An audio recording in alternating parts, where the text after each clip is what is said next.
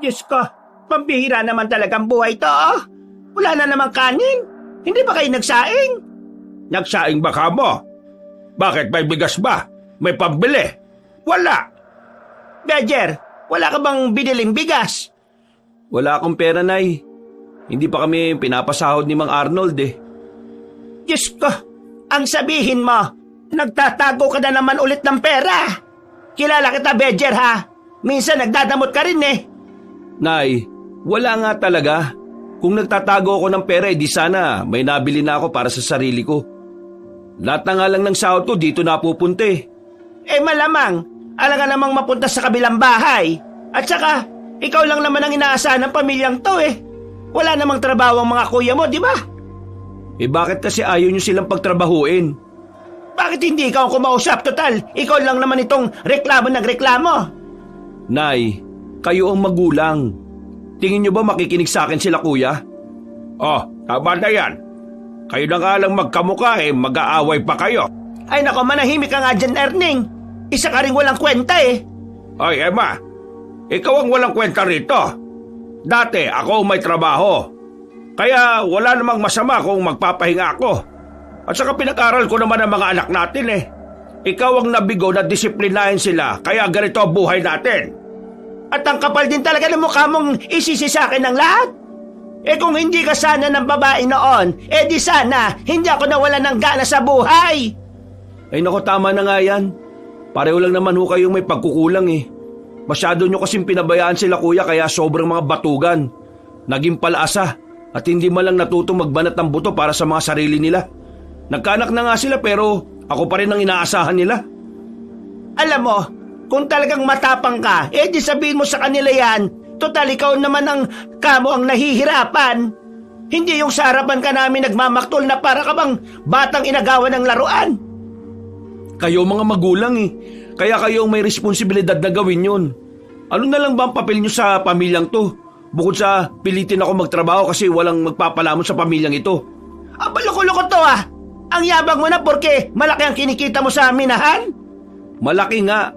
Pero minsan ba naitanong nyo na sa sarili nyo kung may napupunta ba sa akin? Wala. Kasi lahat ng sahod ko napupunta sa inyo. Ni tatay, nila kuya, at sa pamangking ko. Na hindi ko naman dapat obligasyon yun eh. Tingnan nyo nga ako oh. Ni bagong tsinelas hindi ako makabili. Wala akong pera para sa sarili ko. Alam niyo ba kung bakit? Hindi ako makausad sa buhay. Alam niyo ba kung bakit hindi ako umuunlad? Kahit may kalakihan naman ng sahod ko? Kasi hanggang ngayon, hila-hila ko pa rin kayo pataas. Habang kayo naman, hinihila niyo ako pababa. Di umalis ka na rito sa pamamahay ko. Ganun lang naman kasimple yon. Ang dami mo pang sinasabi. Ayaw mong mahingan, di umalis ka. Yun ang pinakamagandang solusyon para umunlad ka na.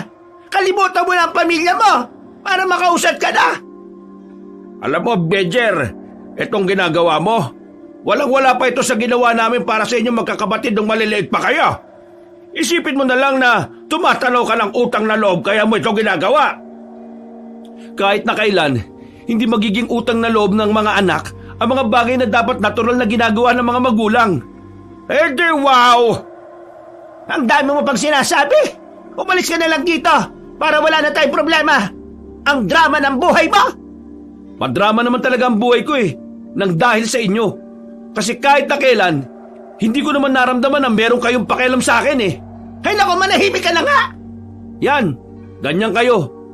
Ayaw niyong nakakarinig ng mga ganitong salita. Kasi hindi niyo matanggap na nagkukulang kayo bilang magulang. Kailan niyo ba matututunan na pakinggan ang saloobin namin? Ha, Nay, Tay? Palagi niyo na lang kasi akong binabaliwala eh. Ang tingin niyo lang sa akin, kalabaw na dapat kumayod para sa pamilyang ito. Hindi na ba kayo naawa sa akin, Nay? Tay? Tingnan niyo na nga ako maigi oh.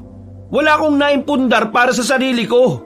Yung trabaho ko na dapat tatanggapin ko sa Maynila, hindi ko tinanggap kasi ayaw niyo akong malayo sa inyo. Tumingin kayo. Bakit hindi kayo makatingin ngayon sa akin ng diretsyo? Tingnan niyo kalagayan ng anak niyong walang pahinga. Walang maayos na tulog dahil walang maayos na higaan.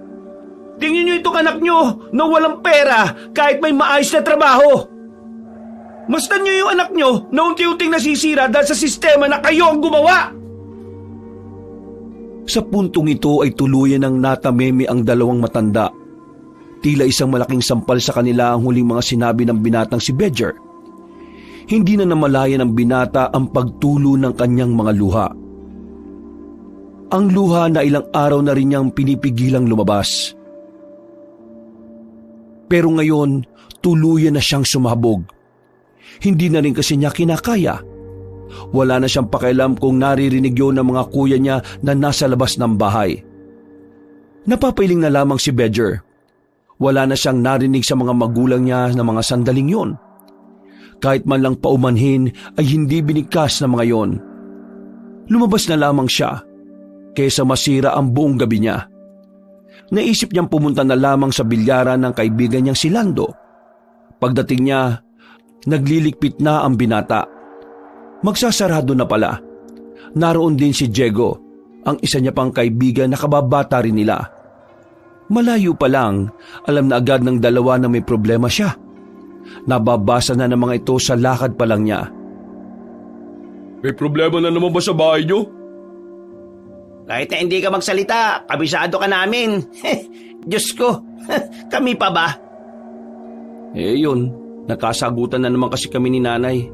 Siyempre, kagaya pa rin ng dati. Hindi niya pa rin ako pinakinggan. Ang pinakasolusyon niya sa hinaing ko, umalis na lang daw ako. Parang sinasabi niya na mas magandang wala ako sa bahay kaysa pagtrabahuin yung mga kapatid ko. Naku, ang malas mo talaga sa mga magulang pre, no? Bakit ba kasi yung mga anak, walang karapatan na makapili ng magulang? Kumbaga, surprise na lang talaga kung matino ba o hindi yung magulang na mapupunta sa atin eh. Wala nga tayong karapatang mamili ng magulang. Pero ngayon, may utak na tayo para magdesisyon. Meron tayong karapatan para mamili ng landas na tatahakin natin. Bedger, pre, iwan mo na yung mga yan. Hindi naman yun ang gusto kong mangyari. Ang gusto ko lang naman, Hindi yun ang gusto mong mangyari kasi natatakot ka na baka maging masama lalong tingin nila sa'yo. Takot ka sa kung ano ang magiging reaksyon nila kapag pinili mo naman ang sarili mo. Pare, hindi masama maging makasarili minsan. Lalo na kung alam mo sa sarili mong hindi ka naman naging madamot kahit na kailan. Alam mo, ang problema sa'yo, palagi ka kasing mabait eh. Palagi kang nandyan para sa kanila. Kaya kapag may kailangan sila, akala nila palagi kang meron. Pre, may kasalanan ka rin eh kung bakit ganun ang trato nila. Kasi ikaw, hinayaan mong ganunin ka rin nila. Hindi mo pinagtanggol ang sarili mo eh. Pre, kapag mahal mo ang sarili mo, pipiliin mo ang sarili mo. Tama si Diego pre, masyado ka kasing mabait eh. Dapat kasi minsan, maging masama ka rin. Bigla mong suntukin kuya mo, ganun. Hindi naman masama yun, minsan lang naman eh. Hindi mo kailangan maging masama pre. Ang kailangan mo, bigyan mo ng pagkakataon ng sarili mong sumaya.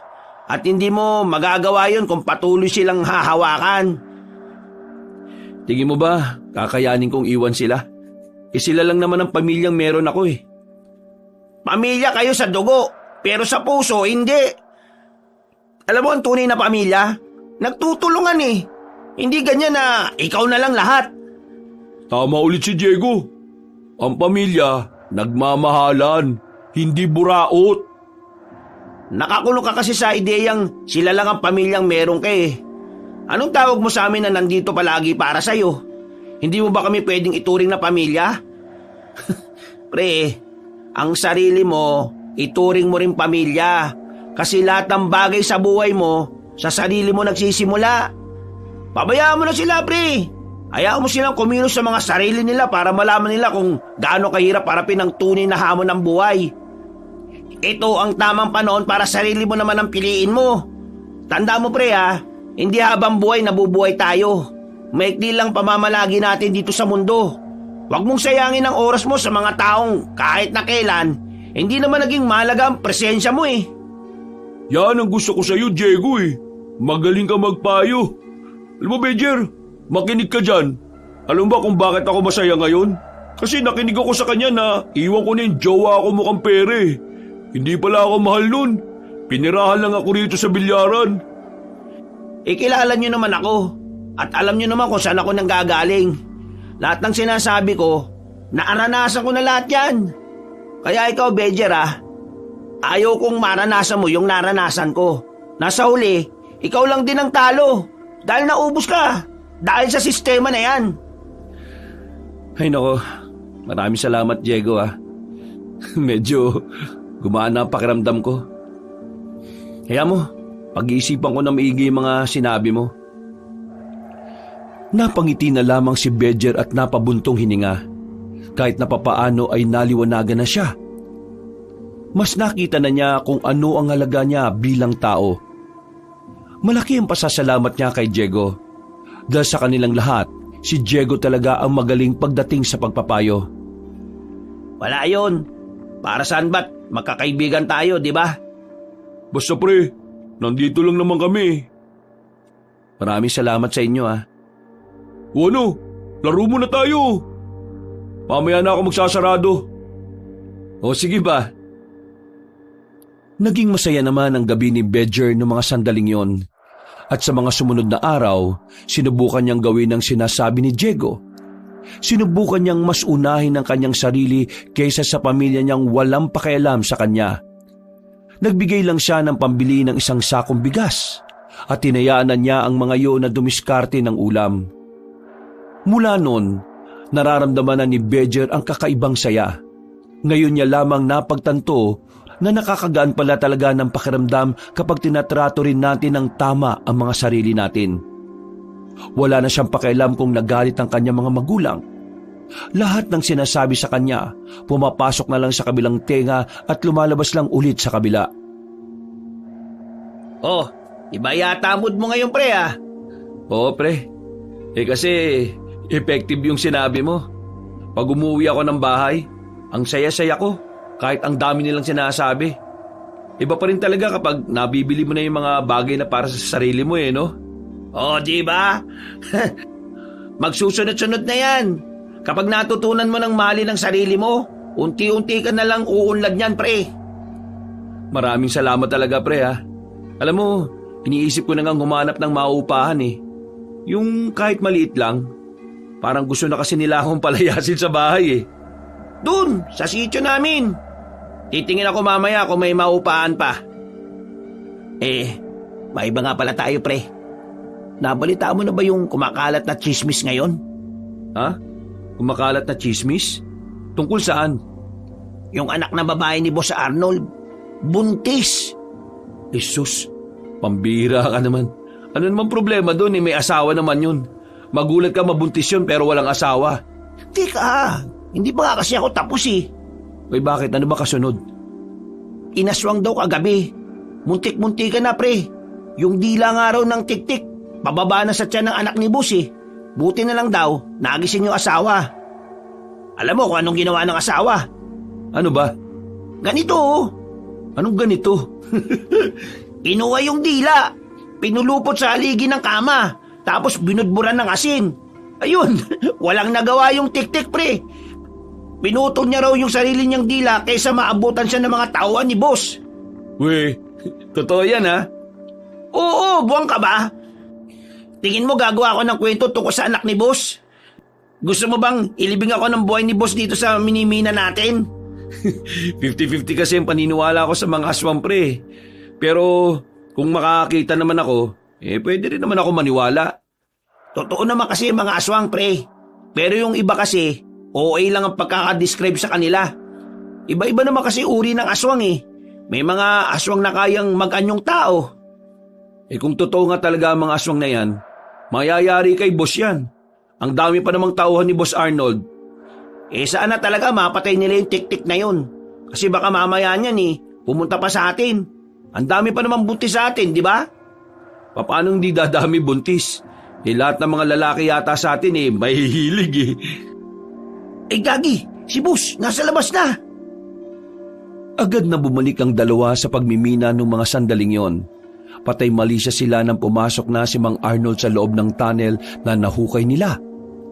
Sa hindi inaasahang pagkakataon, tinawag sila ni Mang Arnold. Lumabas na muna kayo rito. Bakit boss? May nagawa po ba kaming kasalanan? Wala. May uutos kasi ako sa inyo. Gusto nyo ng extra money, hindi ba? Yes, boss. Pero hindi naman siguro illegal yan no?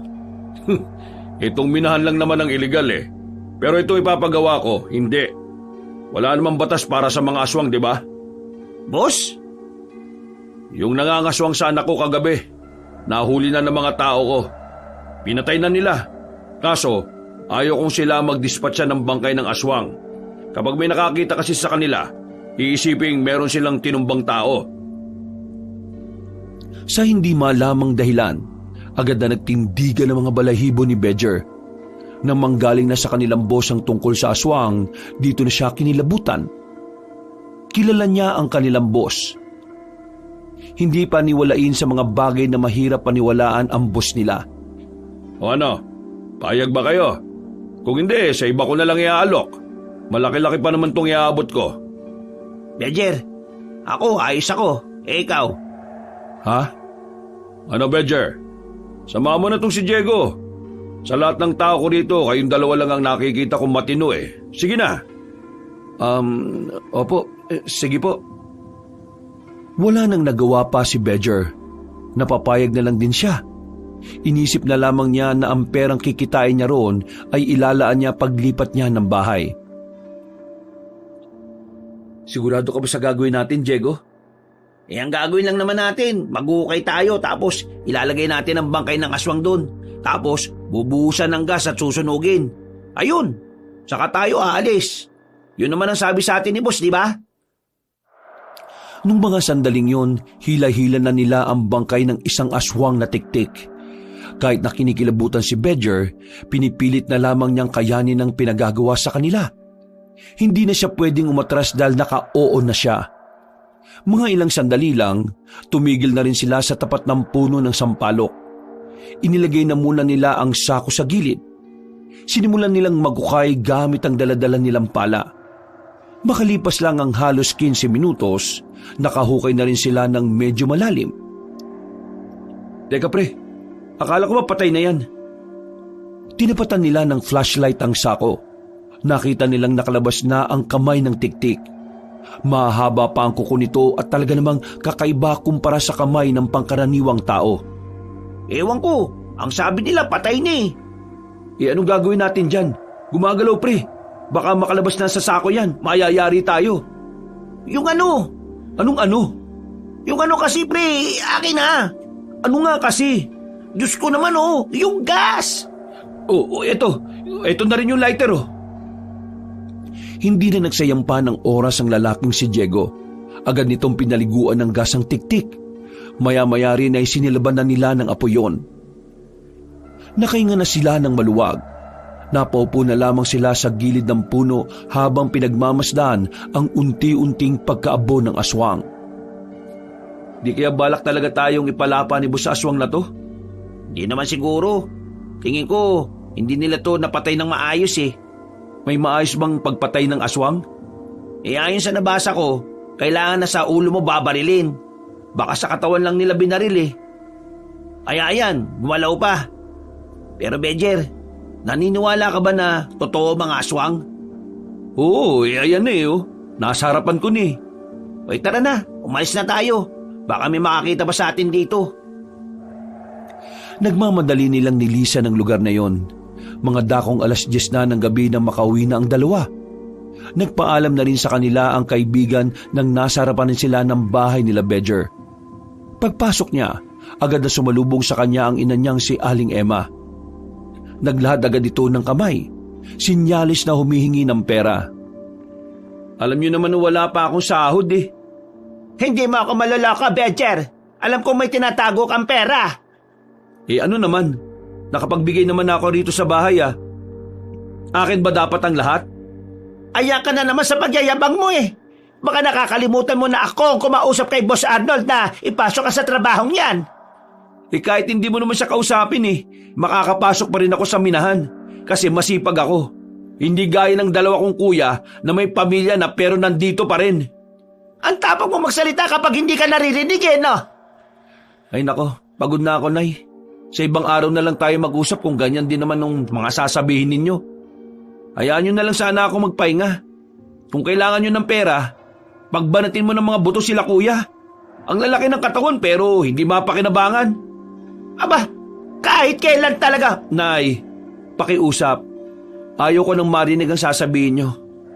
Sige na po, magpapahinga na ako. Hindi na lamang pinansin ni Bedger ang kanyang ina. Iniwan niyang nanggagalaiti yun sa labas ng kanilang bahay. Kinabukasan, tumungo agad ang binata sa kasama na kaibigang si Diego. Kinausap agad nila si Mang Arnold at nang mabalitaan na matandang lalaki ang ginawa nila, natuwa ito sa kanila kaya dinagdagan pa ang ibinayad sa kanila.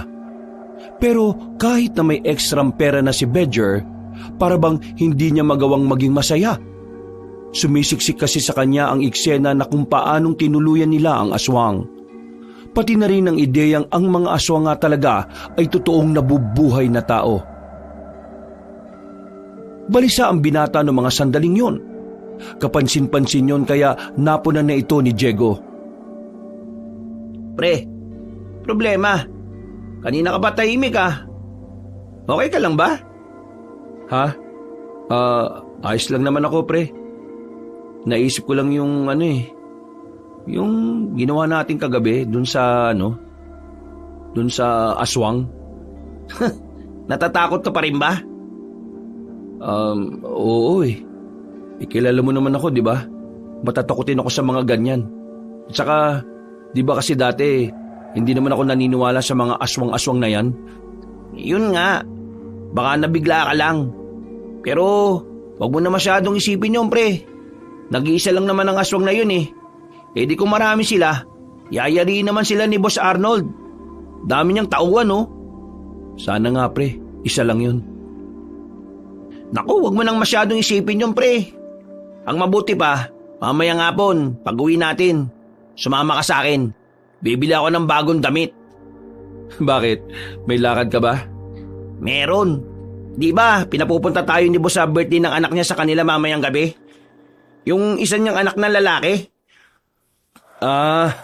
Oo nga pala. Nakakalimutan ko. Mamaya na nga pala yun, no? O sige, samahan na kita. Subukan ko na rin makabili, baka may matripan ako. Nung umagang yun ay itinuon na lamang nilang dalawa ang atensyon sa pagmimina. Kalaunan, umayos naman ang mood ng lalaking si Bedger. Kinahapunan, maaga silang pinatigil sa trabaho. Sinumantala na yon ng magkaibigan para magtungo sa pamilihan. Pagkatapos nila roon, kinagabihan ay pumunta na rin sila sa malaking bahay ng kanilang amo. Maraming handang pagkain. Mga pagkain na minsan lang din nila makain at ang iba pa nga, hindi pa nila natitikman sa buong buhay nila. Basta lahat ng pagkain na naroon ay pangmayaman. Sa likod ng bahay, naroon pinapwesto lahat ng mga minero.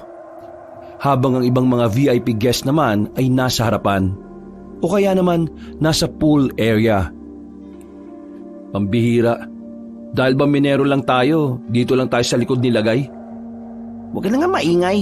Baka mamaya may makarinig pa sa'yo eh. Tsaka, yan mo na, ang malaga naimbitahan pa rin tayo. Bumuntong hininga na lamang si Bedger habang nakapwesto sila sa maliit na lamesa. Malawak naman ang likod bahay nila Mang Arnold. Ang kaso nga lang, marami rin namang nakatambak na gamit doon.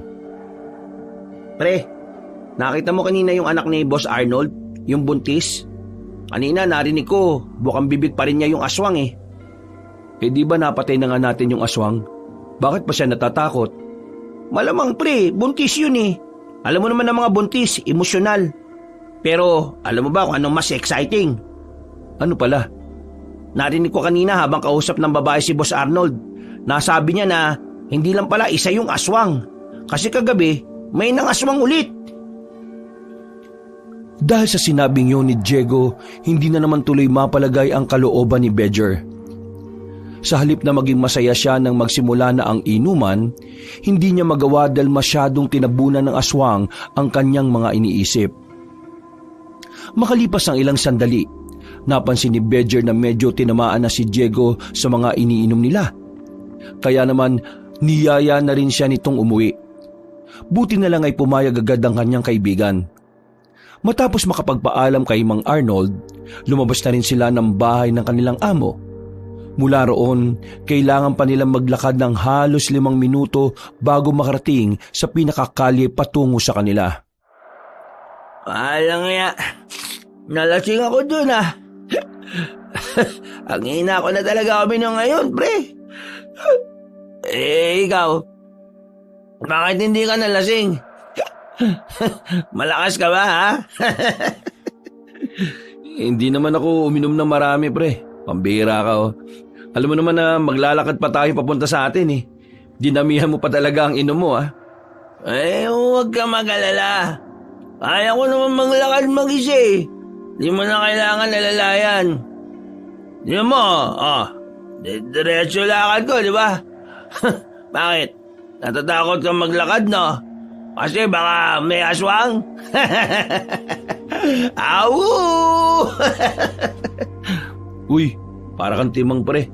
Hindi naman ako natatakot na baka may aswang. Hindi naman ako buntis, eh.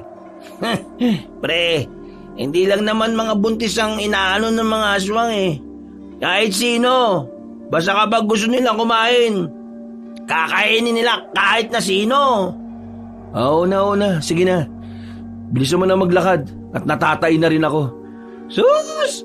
Kunwari, natatay, pero natatakot na yan.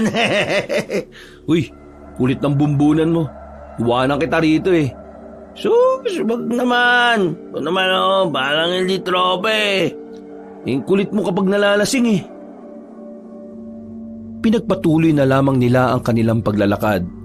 Nasa kalagitnaan sila ng kanilang paglalakad nang bigla silang makarinig ng mga kaluskos. Agad na napaisip ng kung ano-ano ang binatang si Bedger. Pero nagtaka na lamang siya nang biglang matawa si Diego. Oh, bakit ka natatawa? Wala lang. Ako kasi yung kumakaluskos, eh. Eto, sa tsinelas ko. Sira ulo ka talaga. Bahala ka na nga muna dyan. Mauna na ako. Tayng-tay na talaga ako, eh. Binilisan na lamang ni Bedger ang kanyang paglalakad. Maya-maya lang, nakita niyang tumatakbo na si Diego na nakasunod sa kanya. Kitang-kita niya na parabang nawala pansamantala ang pagkalasing nito. Ang mukha nito'y parang natataranta. Tensyonado rin. Pre! Oh, ano na naman trip mo? Meron ako nakita dun. Sus, di na ako maniniwala sa'yo, no? Hindi, meron nga ako nakitang 2 lalaki, pre. Mahaba ang dila nila. Nakatungtong sila sa pose ng ilaw. Mga aswang, pre. Sus, utot mo, aswang. Tara na, kulit mo talaga, oh. Nga, pre, meron nga ako nakita, eh. Ang kulit mo, bakit ayaw bang maniwala? Ano naman kung may nakita ka? Sinundan ka ba? Hindi, pero tingin ko, papunta sila sa bahay nila, boss. Aaswangin niya yata yung anak ni boss na buntis. Hindi na nila binalikan pa kung ano man ang nakita ni Diego. Gusto sana nilang abisuhan ng kanilang boss, pero hindi na rin nila nagawa dahil na rin sa takot na baka sila naman ang pagbuntungan ng mga aswang. Kinabukasan, wala silang pasok sa minahan dahil na rin karamihan sa mga minero ay nalasing. Maagang nagising si Bedger nung sandaling yon dahil sa pagbubunganga ng kanyang ina. Bisit naman talaga ang buhay to, ha? Kagabi pa nga ang mga hugasin na to, wala pa rin naguhugas. Aba, mga batugan talaga mga tao rito. Hindi ba na magsikilos? Yung iba dyan, gigising lang na hindi naman masaan sa gawaing bahay. Diyos ko, ang yabang talaga. Nakakapera lang, akala mo na kung sinong hindi na mautusan sa gawaing bahay. Akala mo naman kung sino. Hindi na sana papansinin ni Bedger ang sinasabi ng kanyang ina. Ang kaso nga lang, hindi na niya nagustuhan ang sunod nitong sinabi. Hindi ka sana magkaroon ng pamilya para tumanda ka ng mag-isa! Nay, ang dami-dami niyo rito sa bahay. Hindi niyo man lang mapag-usapan kung sino maghuhugas ng lintik na hugasin na yan. Ako pa talaga ang aasahan niyo? Anong balak mo sa 2 anak mo na mas matanda sa akin? Wala ba silang mga kamay? Wala ba silang lakas para umawak ng pinggan na mas mabigat lang naman ng konti sa cellphone? Tsaka hindi ako magkakapamilya. Alam niyo kung bakit? Kasi ayaw ko na magkaroon ng pamilya. Kasi ako, wala pa akong pera para magkapamilya. Hindi nyo naman ako gaya na kahit ang hirap ng buhay nag-anak pa talaga kayo. Tapos ipapasa nyo sa mga anak nyo yung obligasyon na dapat kayong unang gumagawa. Hindi ako magkakapamilya dahil ayaw kong may madamay pa sa hirap ng buhay ko. Hindi ako makasarili kagaya nyo na mga sarili lang ang iniisip. Hoy, Roger! Bunganga mo ha! Isa pa kayo Wala rin kayo masabi rito sa bahay. Ikaw pa naman ang ama. Pero inahayaan nyo lang na ganito ang sistema ng buhay natin. Tingnan nyo, lumaking batugan niya sila kuya. Kung sino pa yung walang kakayahang magtrabaho, sila pa talaga yung bumuo ng pamilya. Habang ako akong may trabaho pero wala akong pamilya kasi kayo pa rin ang iniisip ko. Hoy! Umayos ka ng pananalita mo ha! Wala kang galang At ako? Kailan nyo ba ako ginalang? Kahit kailan, hindi ako nakaramdam ng respeto sa inyo. Sige, lumayas ka na rito sa bahay na ito. Total, wala ka namang pakinabang dito. Hindi ka na rin naman namin maasahan. Kaya ano bang dahilan na narito ka sa pamamahay ko? Lumayas ka na rito! Talaga, lalayas ako dito. Sawang-sawa na ako sa ganitong buhay. Kung kayo ayaw niyong umangat, pwes ako gusto ko. Kaya bahala kayo. Basta ako gusto kong umunlad. Hindi na nagsayang ng oras si Bejer ng mga sandaling yon. Agad na rin siyang umalis dala ang kanyang mga gamit. Buti na lang at wala siyang pasok noon kaya nahanapan siya kagad ni Diego ng bago niyang malilipatan. Hindi naman kalakihan pero sakto na para sa kanya. Pero sa ginawa niyang pagbubukod, kahit na papaano ay gumaan na ang pakiramdam niya. O ano, ayos ka na ba rito, pre? Oo, pre.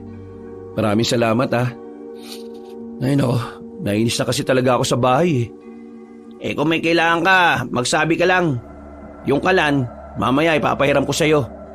Yun nga lang, di uling yun Marunong ka ba mag-uling? Oo naman no. Orlando, may pupuntahan lang kami ni Bejer ngayon Tara, Bejer. Uy, teka! Sama ako! Saan ba yan? Sa minahan to. May pinapakuwang gamit yung leader namin. Ngayon na ba yun, pre? Hindi ba pwede mamaya muna? Kaka-text lang Kailangan daw yun Isasampa lang naman natin sa truck. Kaya naman natin siguro kahit dalawa lang tayo. Uy, sige na, tutulungan ko na kayo. Sigurado ka? Walang bayad to Oo naman Di naman ako nag-aabang ng bayad Gusto ko lang gumala. Buryong-buryong na ako sa bilyaran Ang tatanga pa ng mga naglalaro ngayon. Wala man lang akong makita ang kasing galing ni Efren Bata Reyes. Di sige, sumama ka na. Kailangan naming magamit yung mga nagpuputukan mo mga muscles. Nang maayos na rin ni Bejer ang kanyang mga kagamitan, agad na rin silang umalis sa bagong bahay na tinitirhan ni Bejer. Pagdating nila sa minahan, nakakalat pa ang iba't ibang gamit sa labas. Kailangan pa nilang pumasok sa loob dahil doon iniwan ng ibang mas mahalagang gamit. Pambirang flashlight to, patay sindi parang diskuhan lang Ito na lang gamitin mo. Tara, bilisan na natin. Mainipin pa naman yung driver ng truck. Lagi na lang yun mainit ang ulo Akala mo babae. Ganun talaga kapag tumatandang binata. Ilang sandali lang, narating na rin nila ang mga kagamitan nila. Inilagay nila yun sa kariton. Itinulak nila yun hanggang sa makalabas na sila ng minahan. Nang maisampa na nila sa truck yun, ay kagad na ring umalis ang truck. Paalis na sana sila pero merong napansin si Lando sa kabilang minahan. Pre, may natutulog ba doon? Tingnan nyo Natutulog? Di pwedeng matulog dito, no? Sino naman kaya yung taong yan? Tara nga, lapitan natin. Gagi! Gulat na gulat ang magkakaibigan na makita nila ang isang lalaki na nakahandusay doon. Duguan ang buong katawan. May butas sa dibdib na parang kakasya lamang ang kasing laki ng kutsilyo. Gagi pre, anong nangyari dyan? Lando, tawagan mo nga si boss. Baliw, hindi nyo naman ako katrabaho dito Ikaw na lang, ikaw may cellphone wala na akong load Tara, puntahan na lang natin si boss. Agad na umalis ang tatlo. Mga ilang sandali lang ay nalaman na rin ni Mang Arnold ang kanilang natuklasan. At kagaya nga ng inaasahan nila, aswang ang unang itinuturing sa larin sa bangkay na yon. Nang suriin din kasi ang biktima, marami pang nakitang sugat at kalmot sa katawan. Indikasyon lang daw ito na bago mamatay ang biktima, nagawa pa nitong lumaban. Hindi nila katrabaho ang lalaking biktima, pero ayon kay Mang Arnold, dati niya itong nakatransaksyon. Balak daw siguro ng lalaki na nakawin ng ilang gamit na iniwan sa loob ng minahan. Mabilis na sumapit ang kinagabihan. Tulala si Bedger sa pintuan ng bago niyang inuupahan. Hindi pa rin kasi nawawala sa kanyang isipan ang tungkol sa mga aswang. Nababahala siya. Nagiging tamang hinala siya na baka balikan sila ng aswang, na baka alam na ng ibang aswang na sila ang sumunog sa isang aswang. Ay nako, nakakainis. Kung kailan mag-isa na lang ako dito sa bahay, sa kapag gumugulo sa isipan ko tong aswang na ito. Ano mag-isa? Nandito pa ako, no? Napalingon si Bedger sa kanyang kaibigan na nasa gilid pa pala ng bahay. Kakabangon lang sa papag na naroon. Uy, nung ginagawa mo dito, Lando? Gabi na, baliw. Yung sabi ko kasi kanina, gisingin mo ako ng 3:00 eh. Ay, oo nga pala. Sorry, nawala sa isipan ko. Ayos lang. Baka kasi gulong-gulo utak mo dahil sa mga aswang na yun eh. Oo, tama ka. Pero, nakwento na ba sa'yo ni Diego yung ginawa namin? Oo, pre. Nakwento na niya sa akin kanina. Natatakot kasi ako eh. Baka mamaya, utusan na naman kami ni Boss Arnold na mag-dispatch siya ng aswang. Alam mo naman siguro kung gaano kabangis yung mga yun, di ba? Sino? Sila Mang Arnold? Baliw. Hindi. Yung aswang yung tinutukoy ko. Ah, oo. Mabangis ka mga aswang. Alam mo, sa totoo lang pre, kahit ako nababahala na rin ako sa ganyan eh. Teka, dito ka kaya matulog? Bakit? Natatakot ka ba sa aswang? Oo pre. Mag-isa lang ako rito. Tingnan mo oh, yung sunod na bahay, ilang lakad pa. Bakit ba kasi ganito paupahan dito eh? Hirap humingi ng tulong kapag may nangyaring hindi maganda sa'yo eh. Uy, sige. Dito ako matutulog. Pero magpapaalam muna ako sa bahay ah. Baka kasi hanapin nila ako eh. Sige. Balik ka kaagad ah. Magluluto na ako ng pagkain natin. Makailang ulit na lumingon si Bedger sa labas, pero hindi pa rin niya nakikitang dumarating si Lando. Iniisip niya na baka hindi yun pinayagan. Kaya habang nagluluto siya, hindi na naman niya maiwasang hindi mag-isip ng kung ano-ano. Pakiramdam niya, may aswang na nagmamasid sa bawat galaw niya noong mga sandaling yon. Huminga siya ng malalim. Inilapit niya sa tabi niya ang itak para sa posibilidad na merong lumapit sa kanya. Mga ilang sandali lang. Patay ka ngayon! Uy! Ako to, baliw! Hindi na ituloy ni Bedger ang gagawin niya sanang pagtaga ng mapagtantong si Lando pala ang dumating. Nakahinga siya ng maluwag dahil doon. Napahawak pa siya sa kanyang dibdib. Ikaw naman kasi ang tagal mo eh. Kala ko tuloy, hindi ka na darating. May pinasikaso pa kasi sa akin sa bahay, pre. Sensya na. Tsaka, ito, nagdala rin ako ng ekstrang kanin. Maraming salamat pre ha. Pasensya ka na ulit. Kanina pa kasi ako rito eh, hindi mapakali. Pakiramdam ko, may mga nakatingin sa akin. Masyado ka ng tense, pre. Kalma-kalma ka rin. Baka mamaya niyan eh, yan pa maging dahilan ng pagkamatay mo ng maaga. Siguro nga, kailangan ko talagang wag na masyado mag-isip ng kung ano-ano. Matapos maluto ang sinasalang ni Bedger, sabay na rin silang kumain ni Lando. Nung sandaling yon, naging payapa naman ang kanilang hapunan. Maya-maya lang din ay naglatag na rin sila ng banig para matulog. Pero dahil yon ang unang gabi ni Bedger sa bahay na yon, hindi agad dinadalaw ng antok ang binata. Kung ano-ano na naman tumatakbo sa utak niya dahil sa mga kaluskos na naririnig niya sa paligid. Ay, nako, kainis. Ang lakas pang humilig nitong si Lando, oh. Pinilit na lamang niyang matulog ng mga sandaling yon. Pero dakong 5:00 na ng umaga nang makaidlip siya. Pagdating naman ng 6:00, pinunta na siya ni Diego para sabay na silang pumasok sa minahan. Lutang na lutang ang utak ng binatang si Bejer nung umagang yon. Pero wala siyang magawa kundi ang pumasok. Mas magiging abala kasi sila sa araw na yon dahil marami silang hindi natapos sa mga nakaraang araw. Pagdating nila ng minahan, naroon si Mang Arnold. Agad silang nilapitan ng matandang lalaki. Kinakabahan si Bejer dahil ang nasa isip niya, baka meron na namang ipadispat siya sa kanilang aswang. Oh, mabuti naman at narito kayo. May ipapagawa uli ako sa inyo. Boss, may ipapaligpit na naman ba kayong aswang? Hindi. Iba to, Diego. Hindi ba marunong ka magmaneho? Oo, boss. Bakit, boss? Mamaya, ipapatid ko sa inyo ang anak ko papuntang pier. Papuntang Maynila ang barkong sasakyan niya. Boss, bakit kami? Di ba marami kayong tauhan? Wala akong pinagkakatiwalaan ngayon. Pakiramdam ko kasi, yung iba sa tauhan ko aswang. Mas may tiwala pa ako sa inyo. Kasi kahit na papaano kilala ko na kayo noon pa. Yung asawa niya, boss, nasaan? Isa pa ang tarantadong yon. Nakipaghiwalay sa anak ko Itutumba ko yung kapag nagkaharap kami. Pero ito na muna ang intindihin natin. Mas kailangan kayo ng anak ko mamaya. Mga bandang 3:00, aalis na kayo. Hihintayin lang natin si Annalyn matapos magpabasbas sa albularyo. Ilang oras din kasi yon. O ano, pre? Palag-palag ka ba? Triple ang ibabayad ko sa inyo ngayon, kaya pumayag na kayo.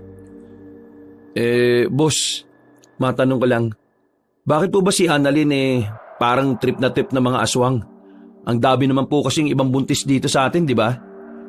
Huwag ka na maraming tanong. Sabihin mo na lang kung tatanggapin mo o hindi yung pinag-uutos ko.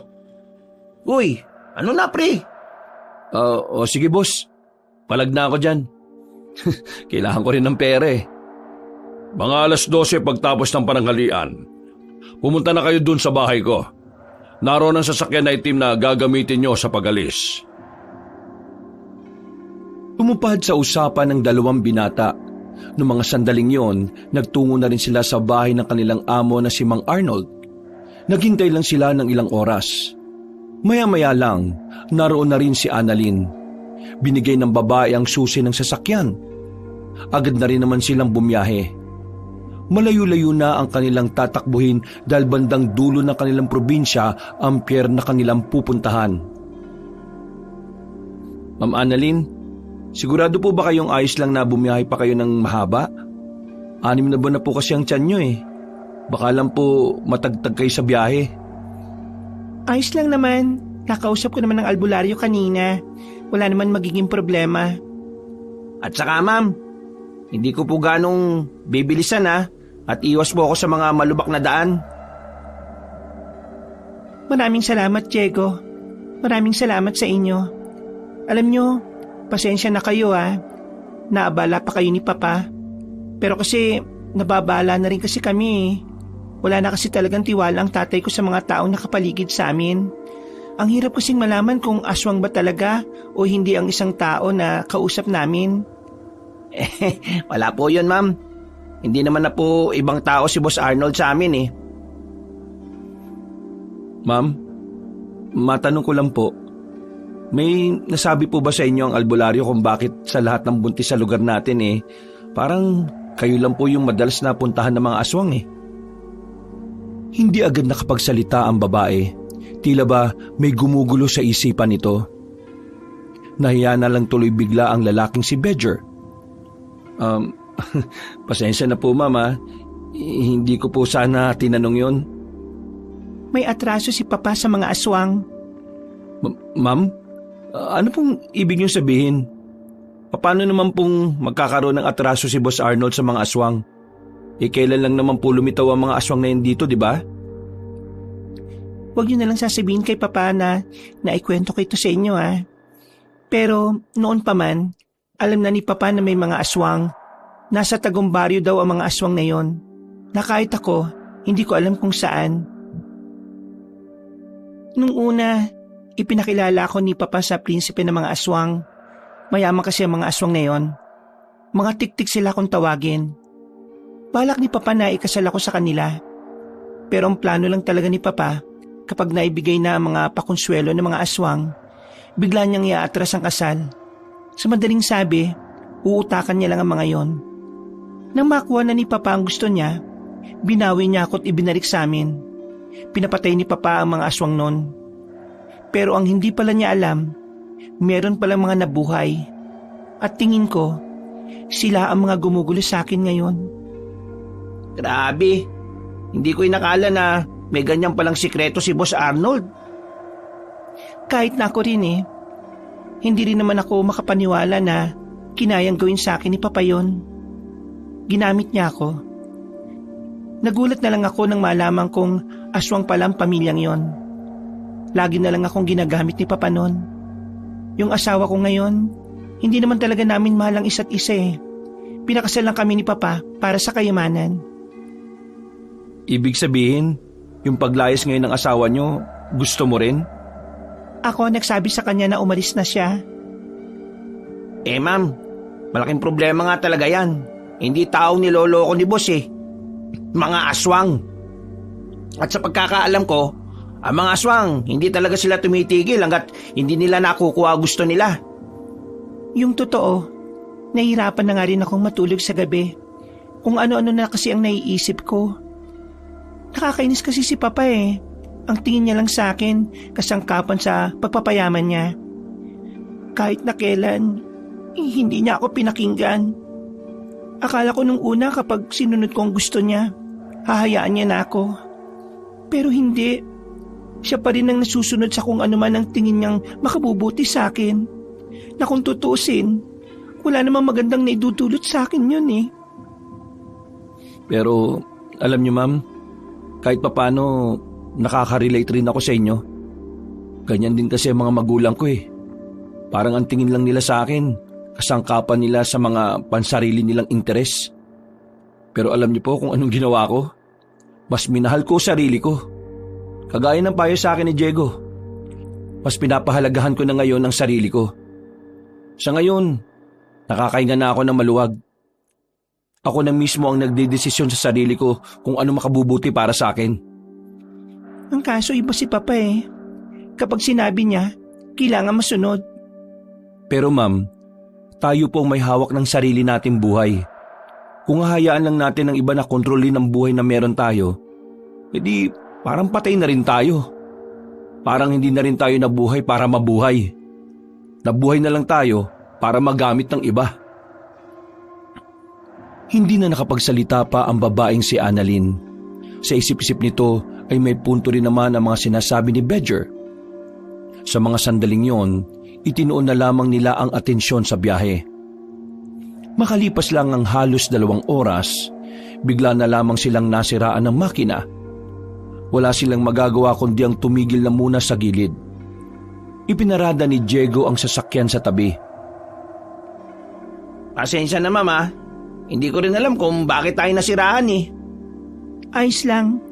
Susubukan ko na lang tawagan si Papa para makapagpadala agad dito ng maayos na sasakyan. Ang kaso ma'am, wala pong signal sa parting ito. Ay, oo nga no. Nung ba yan, nakakainis naman. Susubukan ko na lang pong ayusin. Salo po muna kayo ma'am. Bedger, tara, tulungan mo ako. Sige, maraming salamat. Agad na inayos ng dalawa ang makina. Sinuri ni Diego kung ano nga ba ang naging dahilan ng pagkasira nito. Pero dahil nga hindi rin naman eksperto ang binata sa pag-aayos, wala rin namang nangyari. Inabot na sila ng 1 oras. 4:00 na ng hapon. Kakaunti na lang ay sasapit na rin ang gabi. Pre, hindi kaya maiwan si ma'am ng sasakyan niyang barko? Anong oras no? Hindi naman yung barko ang dapat nating isipin pre. Kasi naka-VIP naman yan Kaya kahit na anong oras dumating yan, ayos lang. Ang mas inaalala ko pre, parang walang ibang nadaang sasakyan dito Napapalibutan tayo ng kagubatan. Ang inaalala ko, yung mga aswang. Yun na nga rin ang iniisip ko pre.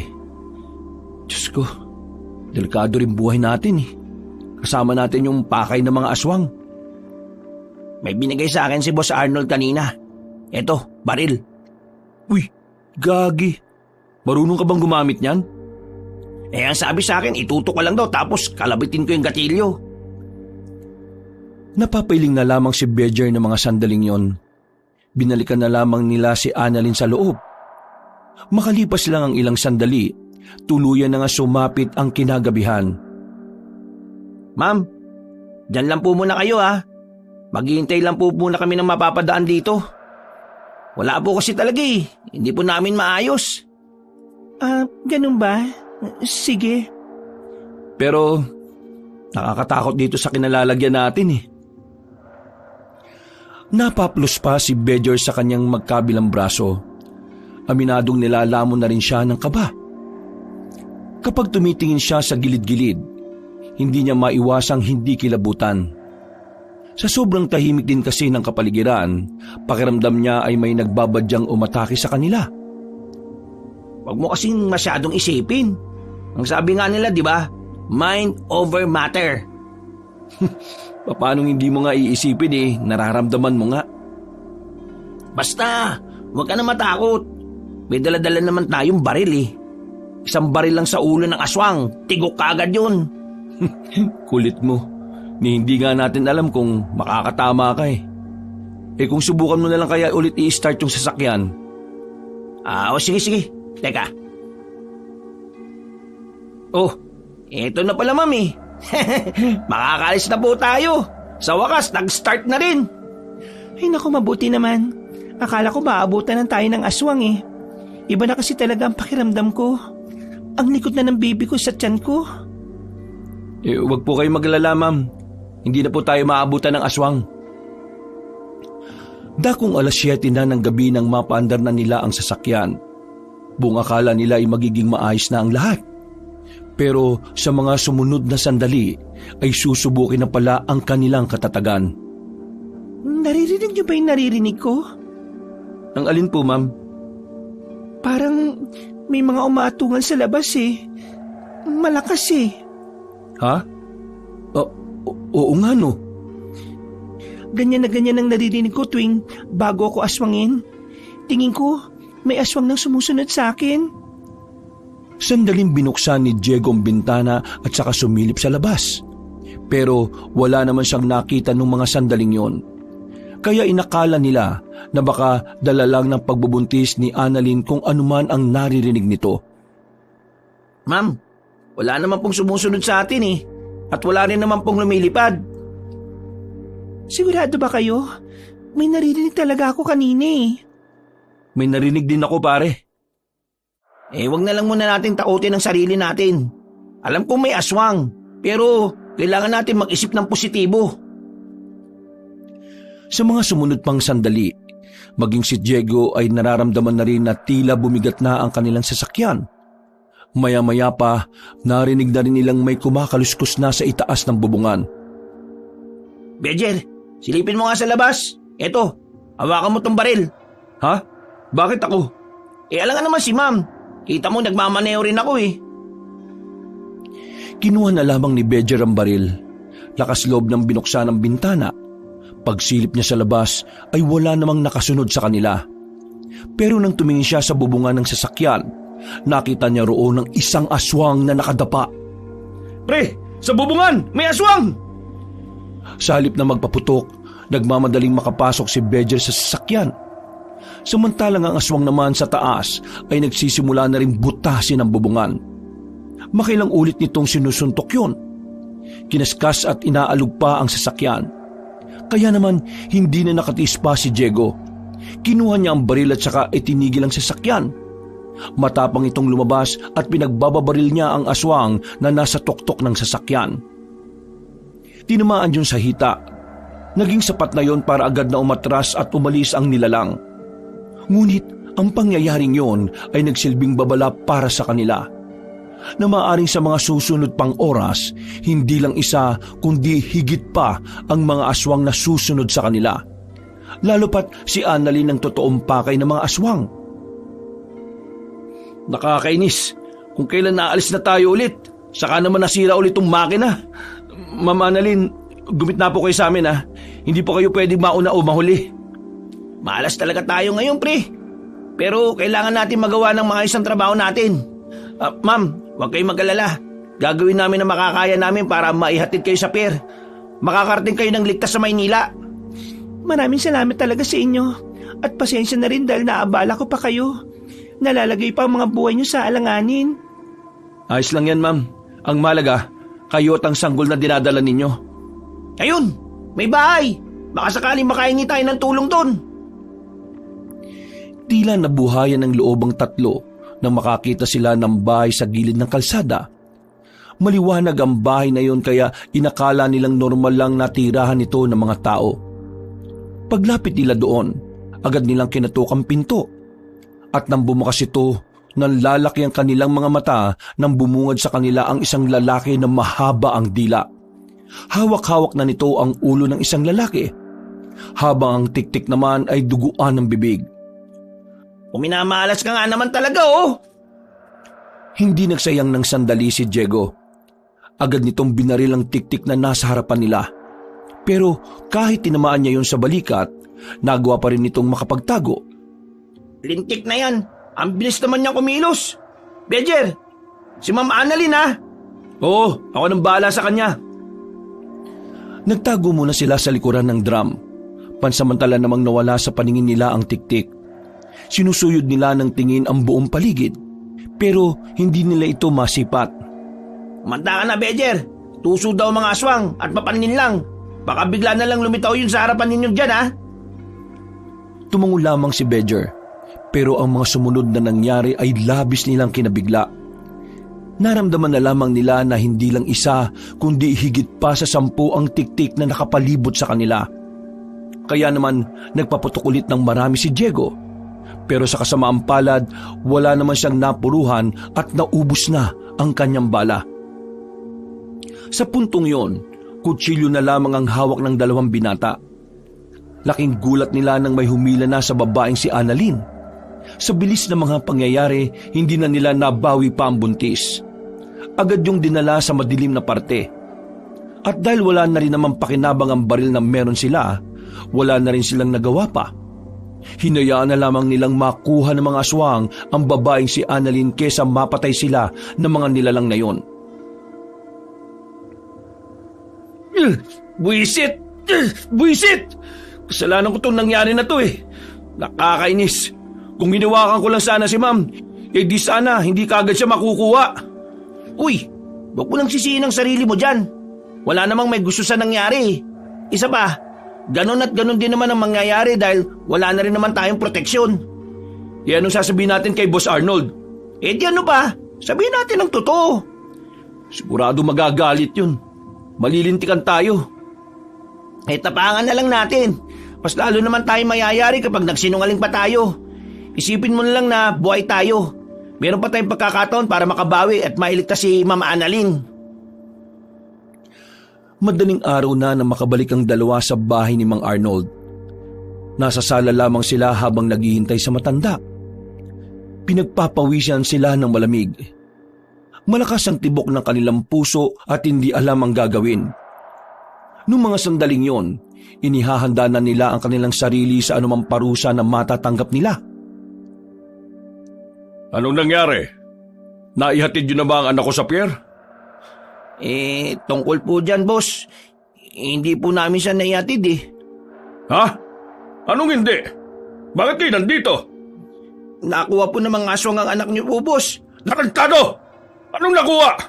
Sira ulo ba kayong 2? Hindi pwedeng mangyari yon. Kayong 2, wag niyo akong ginagago. Nasaan ang anak ko? Boss, nakuha nga po ng mga aswang. Wala po kami nagawa kanina. Pinalibutan na nila kami. Naubos din ang bala ni Diego kanina. Kaya walang kahirap-hirap para sa kanila na makuha si Ma'am Annalyn. Kung hindi nga lang sana kami papatay-patay ng makina ng sasakyan na pinadala nyo sa amin, di sana hindi kami mapipilitang lumabas ng sasakyan. Kung bakit po kasi hindi pa yung tauhan nyo yung pinaghatid nyo Kami pa talaga na walang kalaman sa pagiging guard. Aba, ako bang sinisisi nyo ngayon? Kung ginawa nyo ng maayos ang trabaho nyo, di sana nakarating ng ligtas ang anak ko. Di sana hindi tayo problemado ngayon. Pero anong ginawa nyo? Pumalpak kayo! Mga inutil! Bakit hindi na lang kasi ikaw ang personal na magatid sa anak nyo? Total, anak nyo naman yun. Bakit kailangan mo pa iasa sa iba? Tapos ngayon pumalya, kami sisisihin mo? Anong sinabi mo? Uy, pre! Awat na! Hindi! Hindi tayo dapat mapahig ng ganito, Diego. Hindi porke tayo empleyado at boss natin tong nasa harapan natin kailangan na natin tumiklo palagi. Pantay-pantay lang tayo.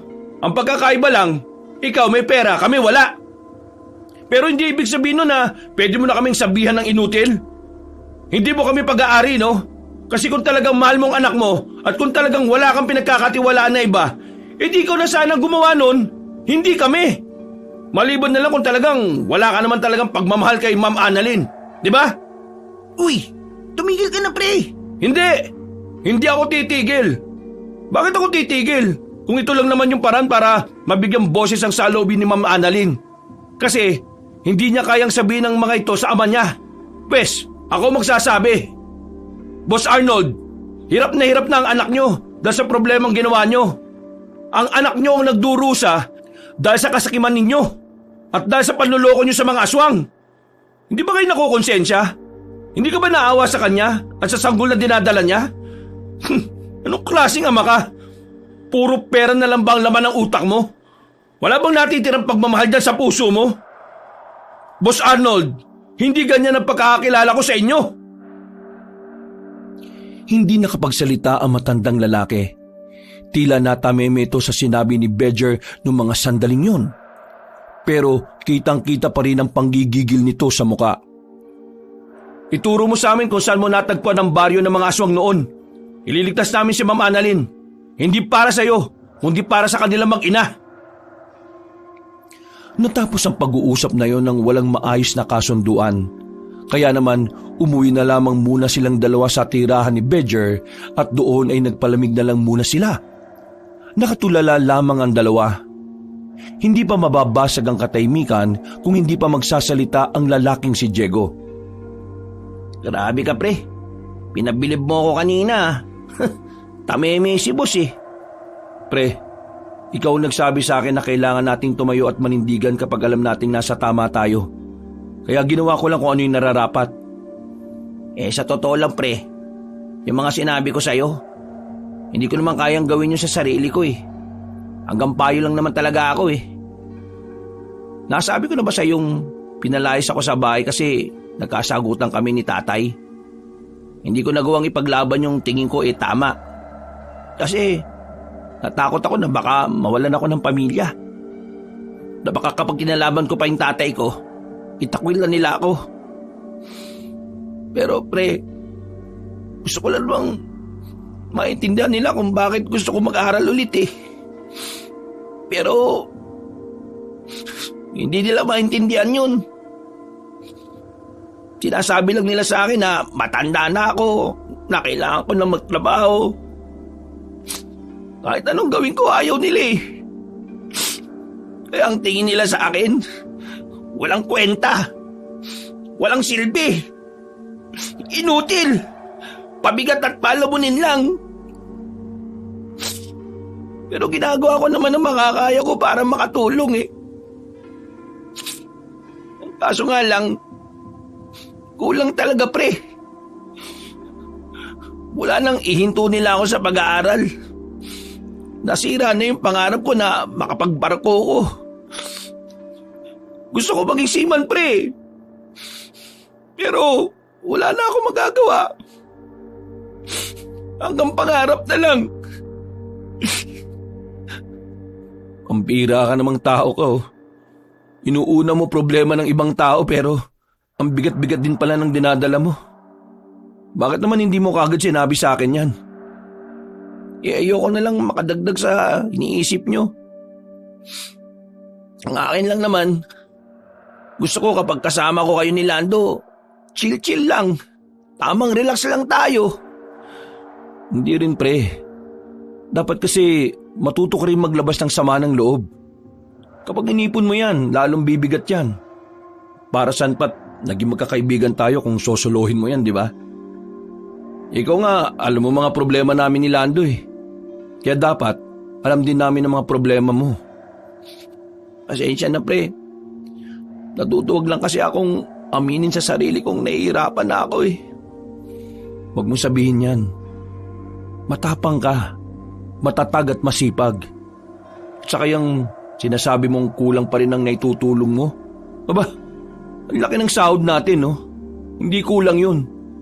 Problema na ng mga magulang mo kung hindi sila makontento dun. Diyos ko, bakit naman kasi mga magulang natin pare-pareho lang eh. Natatawa na lamang ang dalawang binata sa kanilang pinag-uusapan. Pero naudlot ang kanilang tawanan nang marinig nilang parang may tao sa loob ng bahay ni Bedger. Nagkatinginan sila ni Diego ng mga sandaling yon. Kinakabahan pero pinili pa rin nilang alamin kung sino ang nasa loob. Dumampot na sila ng bote sa gilid. Pagbukas nila ng pintuan, nakita nila si Lando nakakagising lang. Kumakamot-kamot pa ito ng singit. Wow! Nandito ka pala. Di ka man lang nagpaalam sa akin ha? Oh, ayaw pala. Anong ginagawa niyo rito? Eh bakit ko ni Bedger eh? Ano pinagsasabi mo anong ginagawa namin rito? Ay, oo nga pala. Pumasok na ako kanina dito. Iniwan mo kasi sa akin ang susi, di ba? Kaya hindi na ako nagpaalam sa'yo. Isa pa, wala ka rin naman kanina eh. Teka, may problema ba kayo? Bakit ganyan mukha nyo? Mga mukhang tanga. Pumalpak yung lakad namin eh. Yung anak ng boss namin, nakuha ng mga aswang. Ngayon, hindi namin alam kung saan namin babawin si Ma'am Annalyn. Hindi rin kasi sinabi sa amin ni Boss Arnold kung saan yung kuta ng mga aswang eh. Uy, sandali lang. Ibig sabihin, may balak din talaga kayong pumunta sa kuta ng mga aswang kapag nalaman nyo yung kung saan? Oo naman. Yun lang naman ang natitirang paraan para mabawi namin. Abay, sama ako dyan. Ano nga akala mo dito, laro? Delikado to, no? Pwede ka mamatay dito kaya dumito ka na lang sa bahay ni Bedger. Tama si Diego. Hindi ka pwedeng sumama. Isa pa, problema naming dalawa to. Kaya kami ang aayos nito. Pwede ko naman kayo matulungan mga pre. Ang kulit mo, hindi nga pwede. May natuklasan ako sa silong ng bahay namin. Meron dong underground mga pre. Yung underground, nakalagay doon yung iba't ibang sandata. Sa pagkakaalam ko, sa lolo ko yun nung nabubuhay pa eh. Tingin ko, magagamit natin yung mga yun. Yun kung papayagan nyo akong makasama. Nagkatinginan si Bedger at si Diego. Nagdadalawang isip kasi sila. Hindi nila alam kung paniniwalaan ba nila ang sinasabi ng kanilang kaibigan. Kilala kasi nila ito na mahilig gumawa ng kwentong pangbarbero. Sigurado ka ba sa sinasabi mo? Sige nga, ipakita mo nga muna sa amin. Oo, sigurado ko. Yung underground, malapit sa bilyaran namin. Tuturo ko sa inyo. O sige, hindi pa naman kami naantok eh. Ituro mo sa amin at patunayan mo na makakatulong yan sa gagawin naming pagliligtas sa anak ng amo namin. Pinagbigyan nila si Lando. Nagkasundo sila na kapag epektibo nga ang mga sinasabi nito sa kanila, isasama nila ito sa magiging laban nila kontra sa mga aswang. Hindi nagtagal, narating na rin nila ang bilyaran. Katabi lang nito ang bahay nila Nando. At sa silong naman ito, sumuot sila ron. Malaking flashlight lamang na pangminero ang gamit-gamit nila. Dito, narito yung sinasabi ko sa inyong pintuan papunta dun sa underground. Meron silang iniangat na malaking plywood. Pagtutok nila ng ilaw, nakita nila ang hagdan pababa. Medyo natatabunan na ng lupa ang ilang baitang pero tumuloy pa rin sila. Maya-maya pa ay narating na rin nila ang pinaglalagyan ng mga sandata. Maraming iba't ibang uri ng sandata ang nakapatong sa ibabaw ng lamesa. Merong itak, espada, katana, karit, balisong, at kung ano-ano pang nakamamatay na patalim. Uy, dami nito pre ah. May mga pana pa oh. Sa lolo mo to? Oo, kay lolo to. Pero hindi ko lang matanong kina mama at papa kung saan ba ginagamit to. Mayayari ako. Malalaman na nagpunta ako dito pag nagtanong ako sa kanila. Pre, tingin ko tumutugis ng aswang yung lolo mo nung araw. Nung gabi, Sira ulo. Ibig ko sabihin, nung malakas-lakas pa siya. Bakit? Paano mo nasabi, pre? Tingnan nyo yung isang disenyo ng hawak ng espada. May nakaukit na pangalan na aswang. Tapos yun, tingnan nyo yung simbolo na nakalagay dun sa may sombrero. Kahit kulang ng isang letra, mababasa natin ang nakaburda. Tugis Aswang. Oo nga no, di ko to alam Ang pagkakaalam ko lang kasi, dating mga ngaso ang lolo ko. Pero, Bejer, magagamit natin tong kagamitan na to kontra sa mga aswang. Oo. Oo, paano ba yan? Isasama nyo na ako niyan. Ilabas na natin to ngayon. Dali natin sa bahay ko at doon natin practicing gamitin. Bago pa makalata ang pamilya ni Lando, maingat nilang hinakot ang mga gamit na naroon. Inilagay nila sa malaking sako ang mga patalim. At dahil madaling araw na rin naman, wala namang nakakitang tao sa kanila. Matagumpay nilang nadala sa bahay ni Bejer ang mga magiging sandata nila. Doon ay sinuri nila ng mas mainam ang mga sandata. Pumili na rin sila ng mga kanya-kanya nilang gagamitin.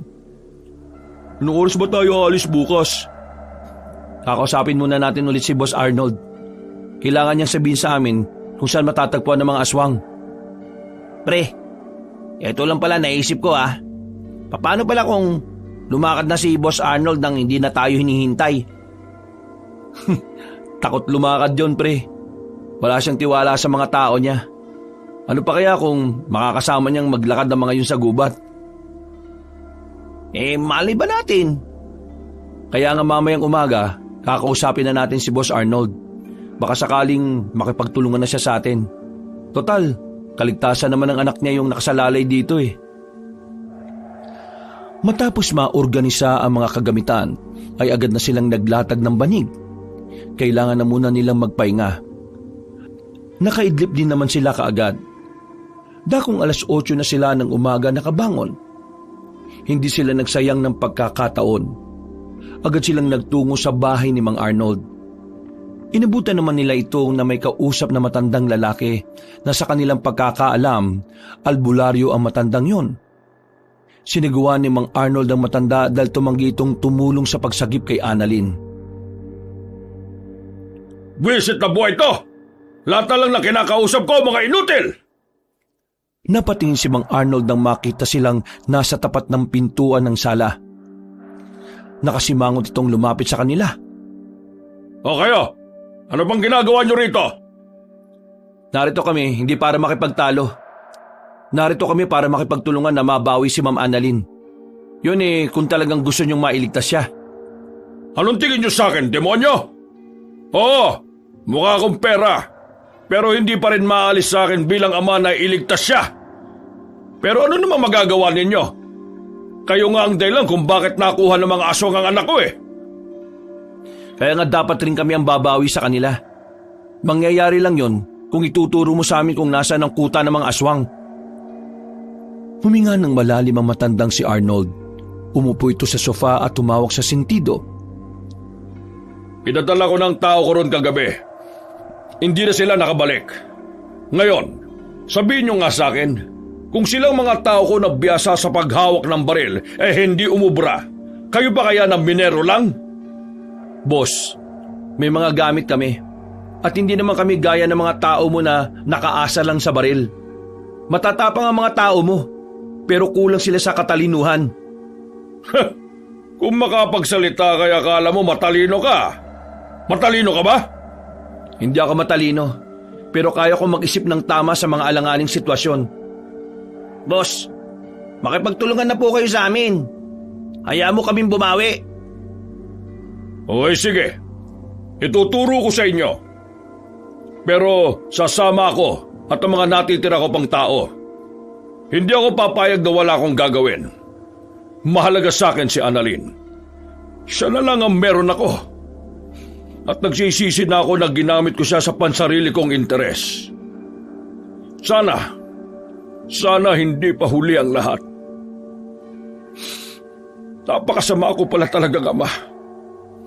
Masyado akong nabulag sa pera. Tama ang mga sinabi mo. Masaya akong malaman na sa wakas, napagtanto nyo na rin kung ano pagkakamaling nagawa nyo para sa anak nyo. Pero para maitama ang lahat ng yan, kailangan natin magtulungan. Boss Arnold, hindi na ito tungkol lang kung paano tayo babawi sa pagkakamali natin. Tungkol na ito sa magiging kaligtasan ng lahat. Hindi lang natin basta ililigtas si Ma'am Annalyn. Uubusin na rin natin ang mga aswang. Ama si Bedger, Boss Arnold. Kasi sa totoo lang, kahit si Ma'am Annalyn ang pakay nila, pumapatid na rin sila ng ibang tao kapag gusto nilang kumain eh. Ibig sabihin, marami pa silang magiging biktima. Kung ganon, edi gagamitin ko ng lahat ng pera ko para lang mapuksa ang mga salot na yan. Nakahinga na rin ng maluwag si Bedger nang matapos na rin ang usapan na yon. Habang hinihintay pa nila ang mga kinokontak na koneksyon ni Mang Arnold, umuwi na muna sila sa bahay ni Bedger para sanayin ang sarili nila na humawak ng patalim. Parang timang naman tong si Bedger oh. Gigil na gigil ka. Ano ka ba? Para masanay ka, dapat maging makatotohanan ng laban. Hindi ba, Diego? Oo, tama si Bedger. Si Oo ka rin no? Kayo kaya maglaban dalawa. Sandali silang tumigil sa pag-iispadahan. Napatingin sila sandali sa mga taong napadaan sa kanilang harapan. Medyo naiilang na rin sila dahil lahat ng napapadaan ay parang nagtataka sa kung anuman ang ginagawa nila. Hayaan nyo na yung mga yan. Ganyan lang talaga ang mga yan kapag may nakikitang kakaiba. Baka naman kasi ngayon lang sila nakakita ng poging kagaya ko. Ay nako, nagbuhat na naman to ng bangko. Sarap mo ututan sa mukha no sa mga pinagsasabi mo. O tara, ispadahan na ulit tayo. Magsanay na tayo. Halos tumagal din ng 2 oras ang kanilang pagsasanay, pero hindi pa rin kampante si Bedger sa lahat ng kanilang ginagawa. Alam niyang hindi basta-basta ang mga nilalang na makakalaban nila. Mabilis na lumipas sa mga oras. Dumating na rin ang 5:00 ng hapon. Tumungo na rin sila sa bahay ni Mang Arnold. Hinihintay lamang nila ang matanda roon dahil meron itong mga kinausap na tao. Laki ng bahay na to, wala man lang libreng pagkain. Kanina kasi sinabi ko sa iyong humingi ka na sa kusina, paarte-arte ka pa. Oh, boss, handang-handa na kami. Kasama ko na ang mga bagong tao ko. Nasa labas. Pwede na tayong umalis ngayon. Teka, sigurado ba kayong yang mga yan lang ang gagamitin yung panlaban sa mga aswang? Oo, boss. Masanay kami rito kaysa sa baril. O sige, tara na. Wala na tayong dapat na sayangin pang oras. Sandali lang po. Bakit? Baka po pwedeng makahingi muna ng pagkain. Ay sus, pambihira. Sige na, dumiretso ko sa kusina. Kunin mo ang lahat ng gusto mo. Maraming salamat po. Boss, pasensya na ha. Ganun talaga yun eh. Madaling magutom pero hindi madaling mabusog. Malayo-layo ba tayo? Pero huwag kayong magiging kampante. Kilala ko karakas ng mga aswang. Tuso sila. Mauutak, magugulang. Lahat ng pandaraya gagawin nila para lang hindi malamangan. Boss, matanong ko lang. May pinuno rin ba ang mga aswang na yan? Meron, pero napatay ko na noon. Ang hindi ko alam ay kung sino na ang namumuno. Suminyas bigla si Mang Arnold nang may maramdaman silang kakaibang presensya na nasa kagubatan. Maraan silang umupo. Nagtago sila sa mga halamanan. Hindi sila nagkamali ng kanilang hinala. May mga aswang ang naglalakad. Nang malapit na yun sa kanilang kinalalagyan, tumayo ang mga tauhan ni Mang Arnold at saka nagpaputok ng sunod-sunod. Pero iilan lamang ang napatumba nila sa mga yon. Karamihan ay nakadistansya at nagawa pang makapagtago. Boss, sa ulo niyo patamaan. Mas madali silang namamatay kapag sa ulo. Sinunod ng mga tauhan ni Mang Arnold ang sinabi ni Bedger. Kaya naman sa puntong ito, kahit na papaano ay meron na rin silang nababawas sa mga kalaban nila. Pre, sa gilid-gilid, baka may mga nag-aabang lang dyan. Anong gagawin? Sa gilid mo! Biglang lumitaw ang 2 aswang malapit kay Lando. Mabuti na lamang ay agad na nakalapit si Diego at Bedger. Nanguna si Bedger sa pakikipaglaban sa mga aswang na yon. Kung kumilos ito, ay hindi na mababakas ang kahit na kaunting takot nito sa mga aswang. Ang kanyang mga pangamba ay napalitan na ng tapang at pagiging determinado. Ibang-ibang Bedger na ang nakikita nila ngayon. Mas mabilis, mas matapang at mas buo ang loob. Lando, maging alerto ka naman. Yan nga ba sinasabi ko sa iyo eh. Pasensya na, babawi ako sa susunod. Sandaling natigil ang labanan. Tila nakaramdam ang mga aswang na hindi sila uubra sa kanilang puwersa. Pero nanatiling alerto ang kanilang mga kasama. Mahihigpit ang mga hawak nila sa kanilang sandata at armas. Bantay-bantay, ang mga aswang, atake yan kapag nakita nilang kampante na mga kalaban nila. Huwag tayong papalin lang. Gamitin ang utak at pagiging mapagbasid. Maingat ang ginawa nilang pag-abante.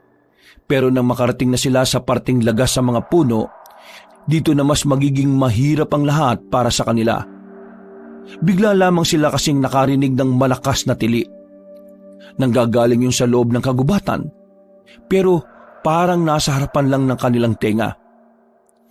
Sa sobrang sakit ng pandinig, ay apektado ang kanilang utak. Sumasakit na rin yun. Nawawala na sila sa wisyo. Pagtingin ni Bedger sa mga kasamahan niya, ang iba ay napaupo na lang. Pati si Diego at Lando rin ay apektado na rin. Inilibot pa ni Bedger ang kanyang paningin. Pagtutok niya ng ilaw sa kabilang banda, nakita niya ang isang lalaking tila sumisigaw. Hindi na siya nagsayang pa ng pagkakataon. Kinuha niya ang palaso at inihanda ang pana. Kahit na masakit na rin ang kanyang ulo, nagawa niya pang asintahin ang lalaking aswang. Tinamaan niya yun sa ulo. At dahil sa kanyang ginawa, nawala na ang masakit na tili na kanilang naririnig. Ngunit kahit na ganun pa man, nakalamang pa rin ang aswang sa mga sumunod na sandali. Walang susuko! Sakit lang sa ulo yan! Malayo sa bituka yan! Mahilo-hilo nilang hinarap muli ang mga aswang. Rat-rat kung rat-rat ang ginagawa nila. Pero hindi pa rin umuubra ang kanilang ginagawa.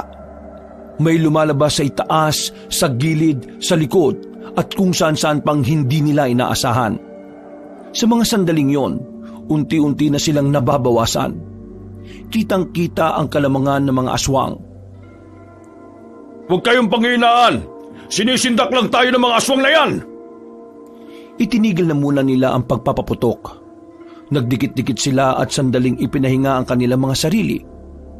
Pagtingin ni Bedger sa dalawa niyang kaibigan, sugatan na rin ang mga yon. Masyadong mautak ang mga siraulong aswang. Lintik na yan. Kung saan-saan ba naman lumalabas ang mga loko eh. Kailangan na natin malaman kung anong ginagawa nilang taktika. Nakakainis. Wala pa akong tinatamaan kahit na isa. Sila ang puro tama sa akin eh. Mga kasama, eto ang tatandaan ninyo. Kapag nagpasindak tayo sa mga nilalang na yan, mas lalo lang silang lalakas. Huminga ng malalim si Bedger. Tahimik niyang inisip ang ginagawang estilo ng mga kalaban nila. Tinatalasan niya ang kanyang isip para makagawa ng isang pag-atake na maaaring maging kalamangan nila. Atake mga kasama! Atake! Walang magpapatalo! Nang muling magputukan, muli na namang umatake ang mga aswang. At sa pagkakataong ito, ilan na naman sa mga kasama nila ang nadali. Pero nabasa na rin ni Bedger sa wakas ang taktika ng mga aswang. Kaya naman, agad na niya itong sinabi sa mga kasama nila. Dalawang grupo sila. Yung iba, ginugulo lang tayo. Tumatakbo-takbo lang sila at nagpapalipat-lipat sa mga puno. Ginagamit nila ang bilis nila para hindi sila tamaan. Pero may grupo pang isa. Ang grupo na aatake lang kapag nakikita nilang nakatuon ang atensyon natin sa mga kasama nilang nanggugulo. Kung ganon, ganito ang gawin natin. Dikit-dikit! Pumorma sila ng pabilog. Sa ginawa nilang yon, hindi na basta-basta nakakaatake ang mga aswang. Umambante sila ng ganoon ang kanilang posisyon. At dahil dito, nagagawa na nilang makatama sa mga aswang nang hindi sila nalalapitan.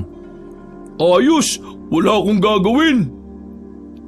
Pero si Bedger at si Diego, pinagtititiran nila ng mga palaso ang mga aso. Sinasabayan nila ang putukan. Kaya naman, mga ilang sandali lang ay unti-unti na ring nag-atrasa ng mga nilalang. Mangilan-ngilan na lang rin ang nakatakas. Karamihan, napatay nila. Nakahinga na rin sila ng maluwag.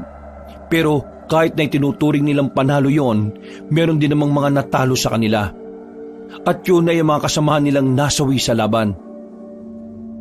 Trabaho niyong makipagpatayan, kaya dapat sanay kayo makakita ng kasamang namamatay. Hindi ko sinasabi na ayos lang. Sinasabi ko lang na kahit na anong mangyari, kailangan natin makausad. Kahit na anumang iparamdam sa atin ang sitwasyon, wala tayong magagawa kundi magpatuloy. Tama si Boss Arnold. Sa mga ganitong sitwasyon, mas magiging mahina tayo kung lalamunin tayo ng emosyon natin. Sa ngayon, magpahinga na muna tayo habang ginagamot natin ang ibang sugatan. Lando, ilabas mo yung mga panggamot natin, pati ang mga benda.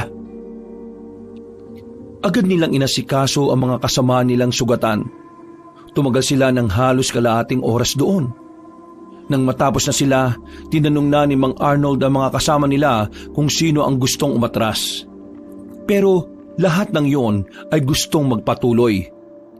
Kaya naman, kahit iika-ika na sila, nagsimula na rin silang ubabante. Maapdi-apdi pa rin ang sugat ko, pero maapdi na rin yung tiyan ko. Pwede ko bang bawasan yung baon natin? Pambira naman tong tao na to.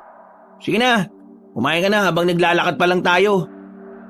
Pasensya na. Ginutom na kasi ako sa stress eh. Sa kanilang pagpapatuloy, narating nila ang isang sapa. Tumigil na muna sila sa gilid nito. Tinikman nila ang tubig. Nang malaman nilang maaaring inumin yon, ay isa-isa na nilang sinalukan ang mga lalagyan nila. Sinamantala na rin muna nila ang pagkakataon na tumigil doon para kumain. Tuwang-tuwa naman ang lalaking si Lando. Lahat ay kumakain pero si Bedger tahimik lang siya habang nakatulala. Nilapitan naman ito ni Diego para alokin ng suma na kinakain nito. Pero tumanggi lang si Bedger. Oy pre, lalim na iniisip mo ah. Ayos ka lang ba? Ha? Oo. Ayos lang naman ako, pre. Bilib na bilib ako sa'yo kanina pre. Hindi ko na makita yung Bedger na takot na takot. Sobrang tapang mo kanina. Totoong leader na datingan mo eh. Napangisi si Bedger at saka kumurot sa suman saglit. Pambira, kanina ayaw tapos ngayon kukuha. Sa totoo lang pre, hindi ko rin alam kung paano ko nagawa yun eh. At hindi ko rin talaga alam kung bakit ko sinusugal ang buhay ko dito. Siguro dahil nakokonsensya ako na dahil sa kapabayaan ko, nasa alanganin ang buhay ni Ma'am Annalyn at ang sanggol sa sinapupunan niya. Ang galing mo nga pre, promise, ang galing mo. Ikaw na yata bago kong idol ngayon eh. Ito naman, ano ka ba? Magaling ka rin no? Nakita ko kanina, ilang beses mo niligtas si Lando eh. Ay naku Diyos ko, pasaway tong si Lando eh. Dapat hindi na to sumama eh. Siguro puro pagkain lang ang nasa isip niya habang nagpuputukan. Sinabi mo pa. Nagtawanan na lamang sila ng mga sandaling yon. Maya-maya lang ay bumalik na rin sila sa kanilang paglalakbay. Makalipas lang ang halos isang oras, natanaw na rin nila ang kuta ng mga aswang. Tumigil na muna sila sa di kalayuan. Nagmasid na muna sila pansamantala. Sa kinalalagyan nila, nakikita ni Bedger na tahimik at payapa ang lugar na yon. Sa unang tingin, hindi nila iisipin na mga aswang ang nakatira doon. Boss, sigurado ka bang dito talaga nakatira yung mga aswang? Oo, dito. Tandang-tanda ko pa yung lugar na ito nung nalagas namin yung mga aswang dito. Hindi ko nga inakala na magagawa nila makapagparami ulit sa loob lang ng 2 taon. Eh boss, tingin mo, meron silang pinagkaiba sa noon at sa ngayon? Oo, meron. Yun nga ang nakalaban natin kanina, parang hindi naman mga tiktik ang mga yun eh. At yung lalaking tumitili, hindi ko alam kung anong klase ng aswang yun. Tingin ko, mga nakalipas na taon, pinagandaan nila yung pagkakataon na singilin ka nila sa mga nagawa mong kasalanan. Kasalanan ko talaga ang lahat ng ito. Kung hindi ko lang talaga mas inisip ang pansarili kong interes, hindi naman malalagay sa alanganin ng anak ko at ang apo ko ngayon. Hindi ko talaga mapapatawad ang sarili ko. Boss, tingin ko, saka mo na sabihin ng mga yan. Mas magandang naririnig ni Ma'am Annalyn yan Sa ngayon, kailangan na muna nating isipin kung paano natin mapapasok ang baryong yan nang hindi napapahamak ang anak ninyo. Huminga ng malalim si Mang Arnold. Halos 20 minutos nilang inisip kung paano sila lalapit sa lugar ng mga aswang. Boss, ako na muna lalapit. Hahanapin ko muna kung nasaan si Ma'am Annalyn. Para kapag lumusob na tayo, alam na natin kagad kung saan pupuntahan ang anak ninyo. Sigurado ka ba sa gagawin mo? Oo, hindi tayo pwedeng sabay-sabay lalapit doon kung ganito tayo karami. Tama si Bejer, boss. Kaya kami na lang ang lalapit doon. Hindi pare, ako lang. Delikado Ano ka ba? Hindi kita pwedeng hayaan na mag-isa, no? Sasama rin ako. Pangako, hindi na ako magiging pabigat. O sige, tayong 3. Boss, lalakad na kami. Dito lang kayo Hanggat hindi kami nakakabalik, wala kayong gagawin. Sige, copy. Mag-iingat kayong 3. Maingat silang naglakad palapit sa lugar ng mga aswang. Kinailangan na rin nilang gumapang. Nakita kasi nilang may mga aswang pa palang nasa labas noong mga sandaling yon. Sinuyod nila ng tingin ng lugar nang makalapit na sila roon.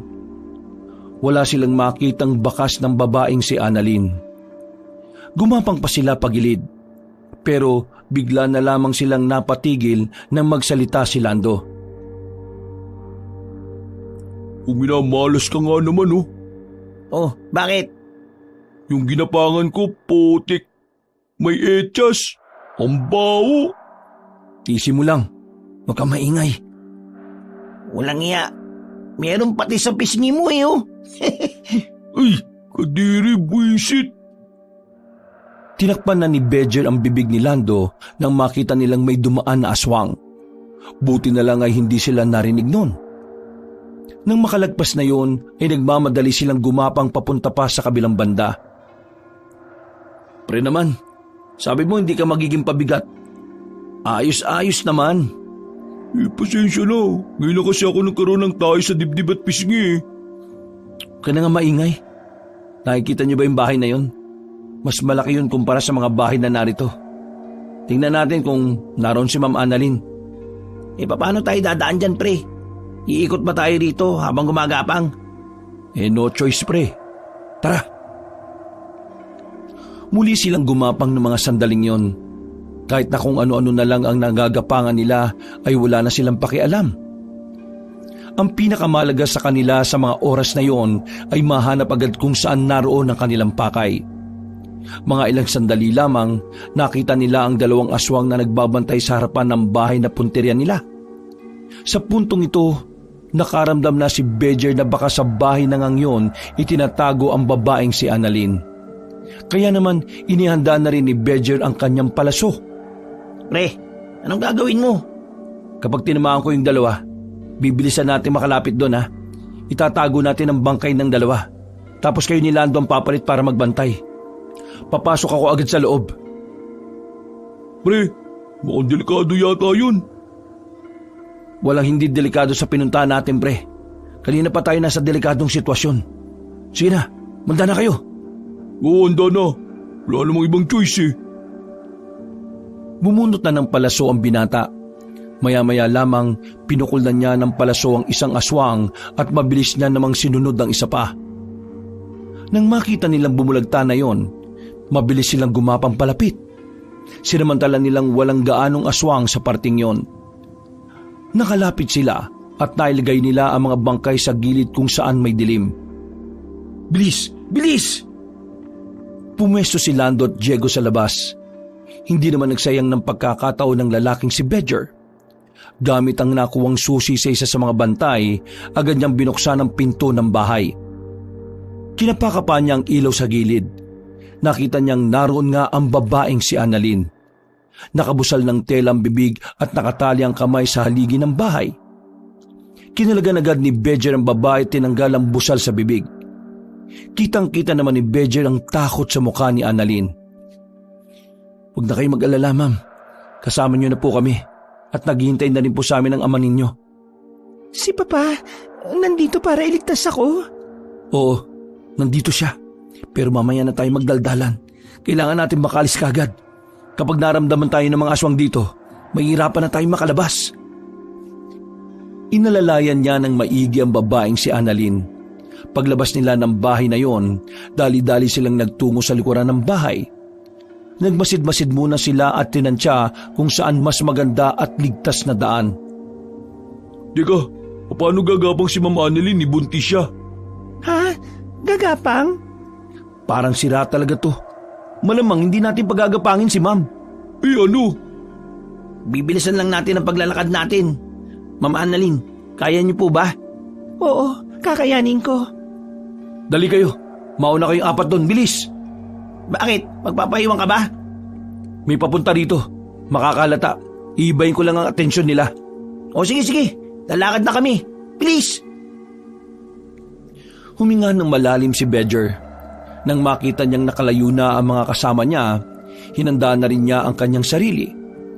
Nang makita niyang papalapit na ang 2 aswang, kinuha niya ang nakita niyang kahoy sa gilid. Inihagis niya yon papunta sa ibang direksyon. Nagtagumpay siyang ibahin ang atensyon ng mga yon. Ang kaso nga lang, pagharap niya, meron na palang aswang na nakakita sa kanya. Nasa mismong harapan na niya at akmang kakagati na siya nito. Mabilis niyang kinuha ang kanyang itak at saka tinaga ang aswang sa leeg. Nagpagewang-gewang ito. Bago pa man ito makapag-ingay, agad nang pinaslang ni Bedger ang aswang na yon. Tinaga niya ito sa ulo para siguradong hindi na ito mabubuhay pa. Pinakaba mo kung kumag ka. Nagmamadali na si Bedger na makabalik sa mga kasamahan niya. Nang makita na niya mga yon ay mas lalo niya pang binilisan ng kanyang paggapang. Mabuti naman at nakabalik ka. Kailangan na nating umalis habang hindi pa sila nakakahalata. Tara! Wala silang sinayang na sandali. Mabilis na nilang nilisan ang lugar na yon.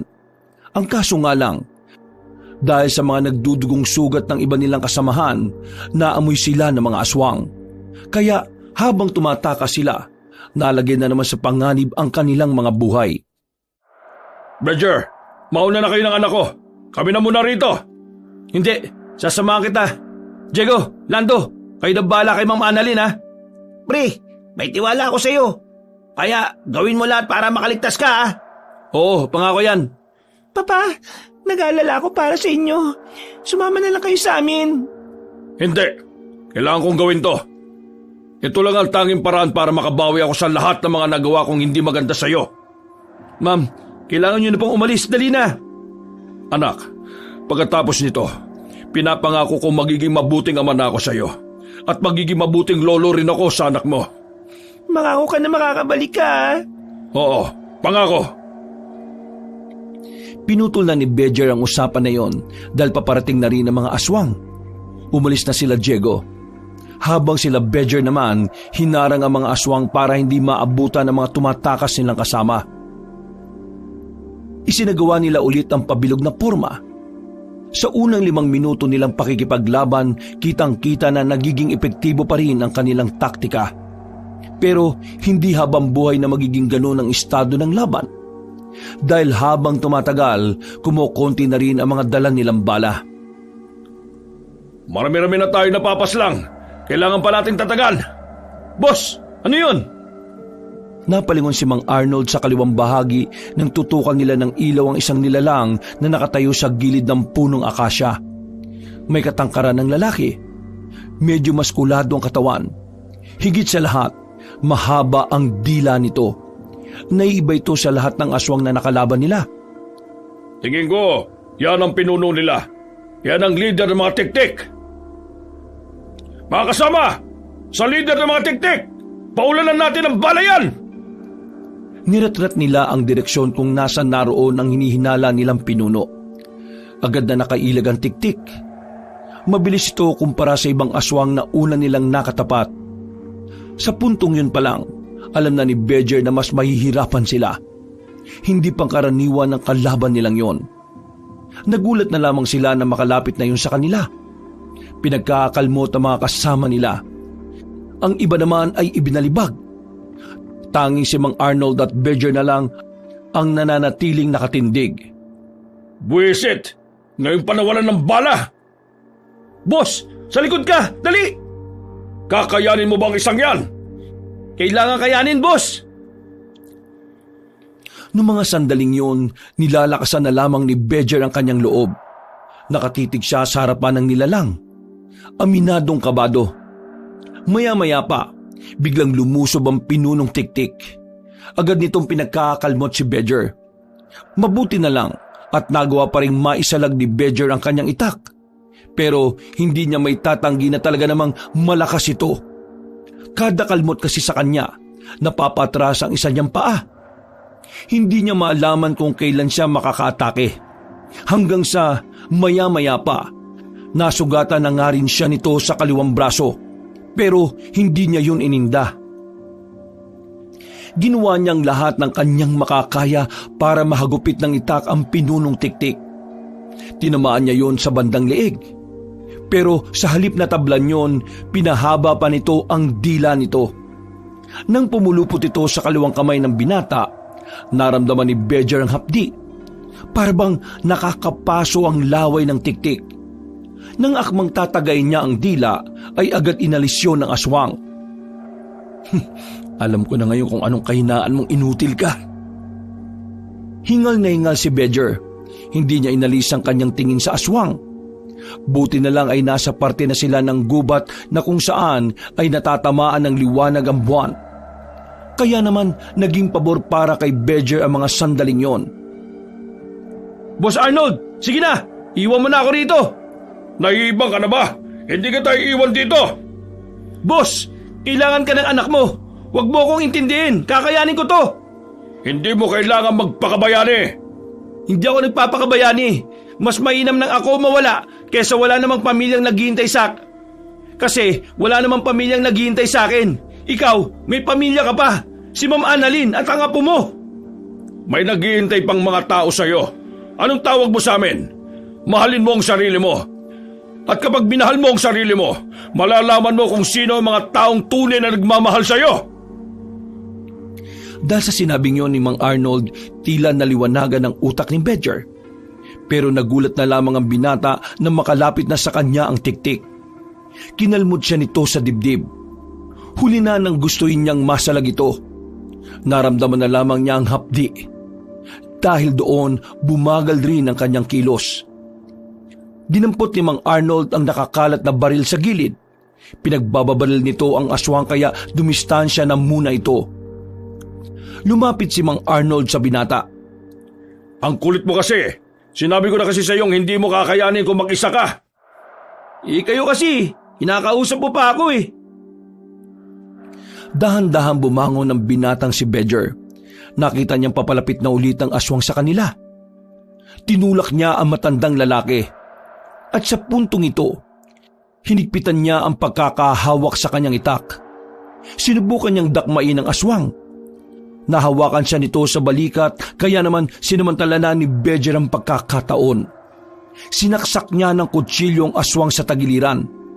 Nang bitiwan siya nito, tinaga niya rin ito agad sa bandang dibdib. Sinunod naman niya ang ulo.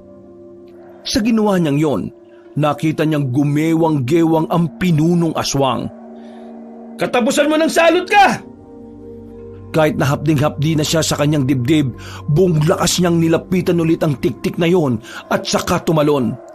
Itinarak niya ang itak sa bumbunan ng halimaw. Sa ginawa niyang yon, ay nakita na lamang niyang bumagsak na ang aswang. Napangiti na lamang si Badger. Pero sa oras na ito, unti-unti na ring nawala ng malay ang lalaki. Nagising na lamang ang binata na nasa loob na siya ng isang silid. Kasama niya ang dalawang kaibigan niya, pati na rin ang mag-ama. Ayon kay Diego, naiuwi sila ng ibang rumisponde kasama ang iba pang kasamahan nila na sugatan. Akala ko talaga namatay ka na eh. Buti na lang talaga. Malakas ang kapit mo. Pre, natalo mo yung pinunong tiktik. Kailangan na lang nating tapusin ang ibang aswang na naiwan sa baryo nila. Ako nang bahala doon. Ipapatrabaho ko na sa mga koneksyon ko yon. Nagugutom na ako. Hindi pa ba tayo kakain?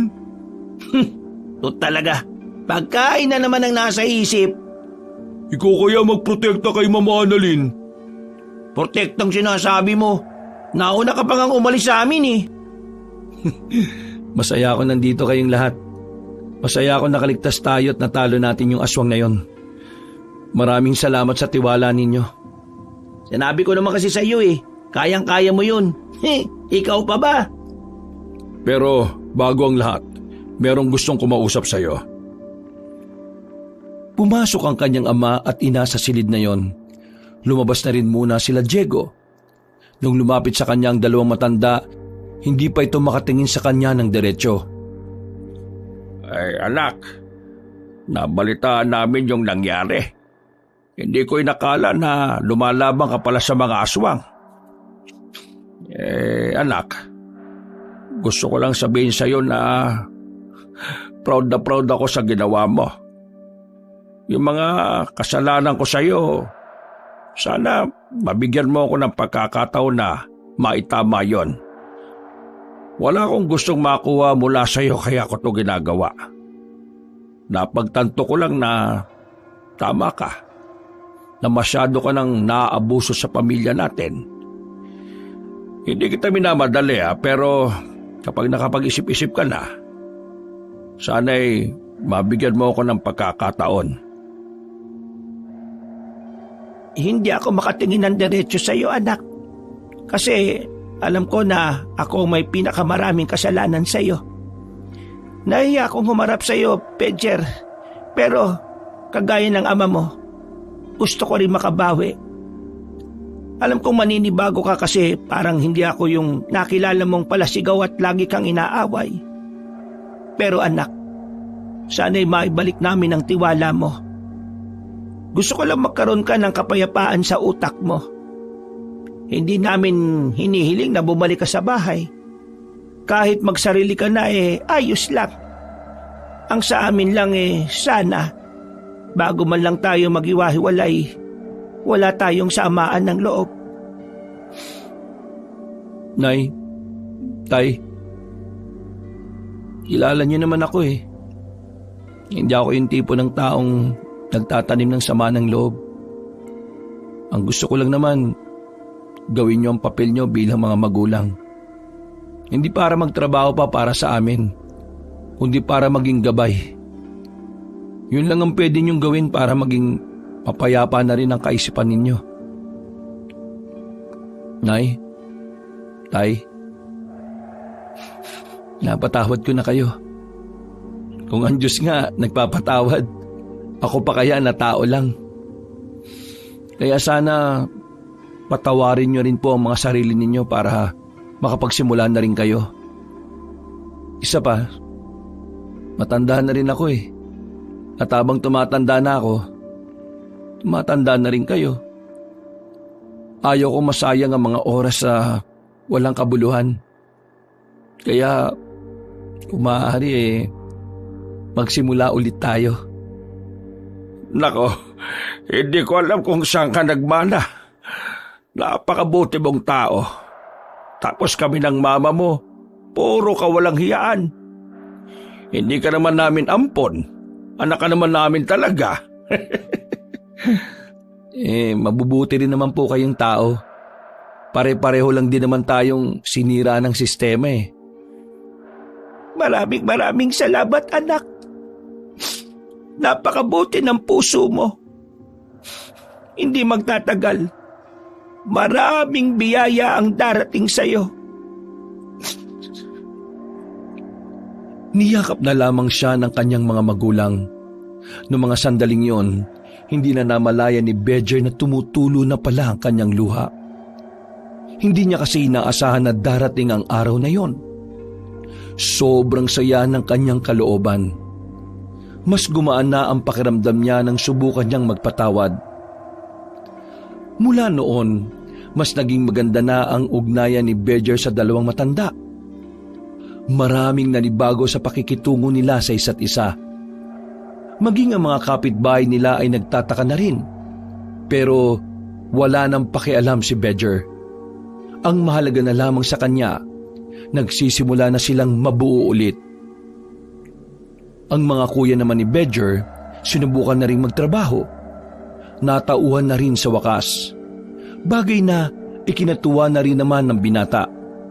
Dahil alam ni Bedger na sa ganoong paraan, mas lalong titibay ang pamilyang matagal na niyang gustong maramdaman. Wakas,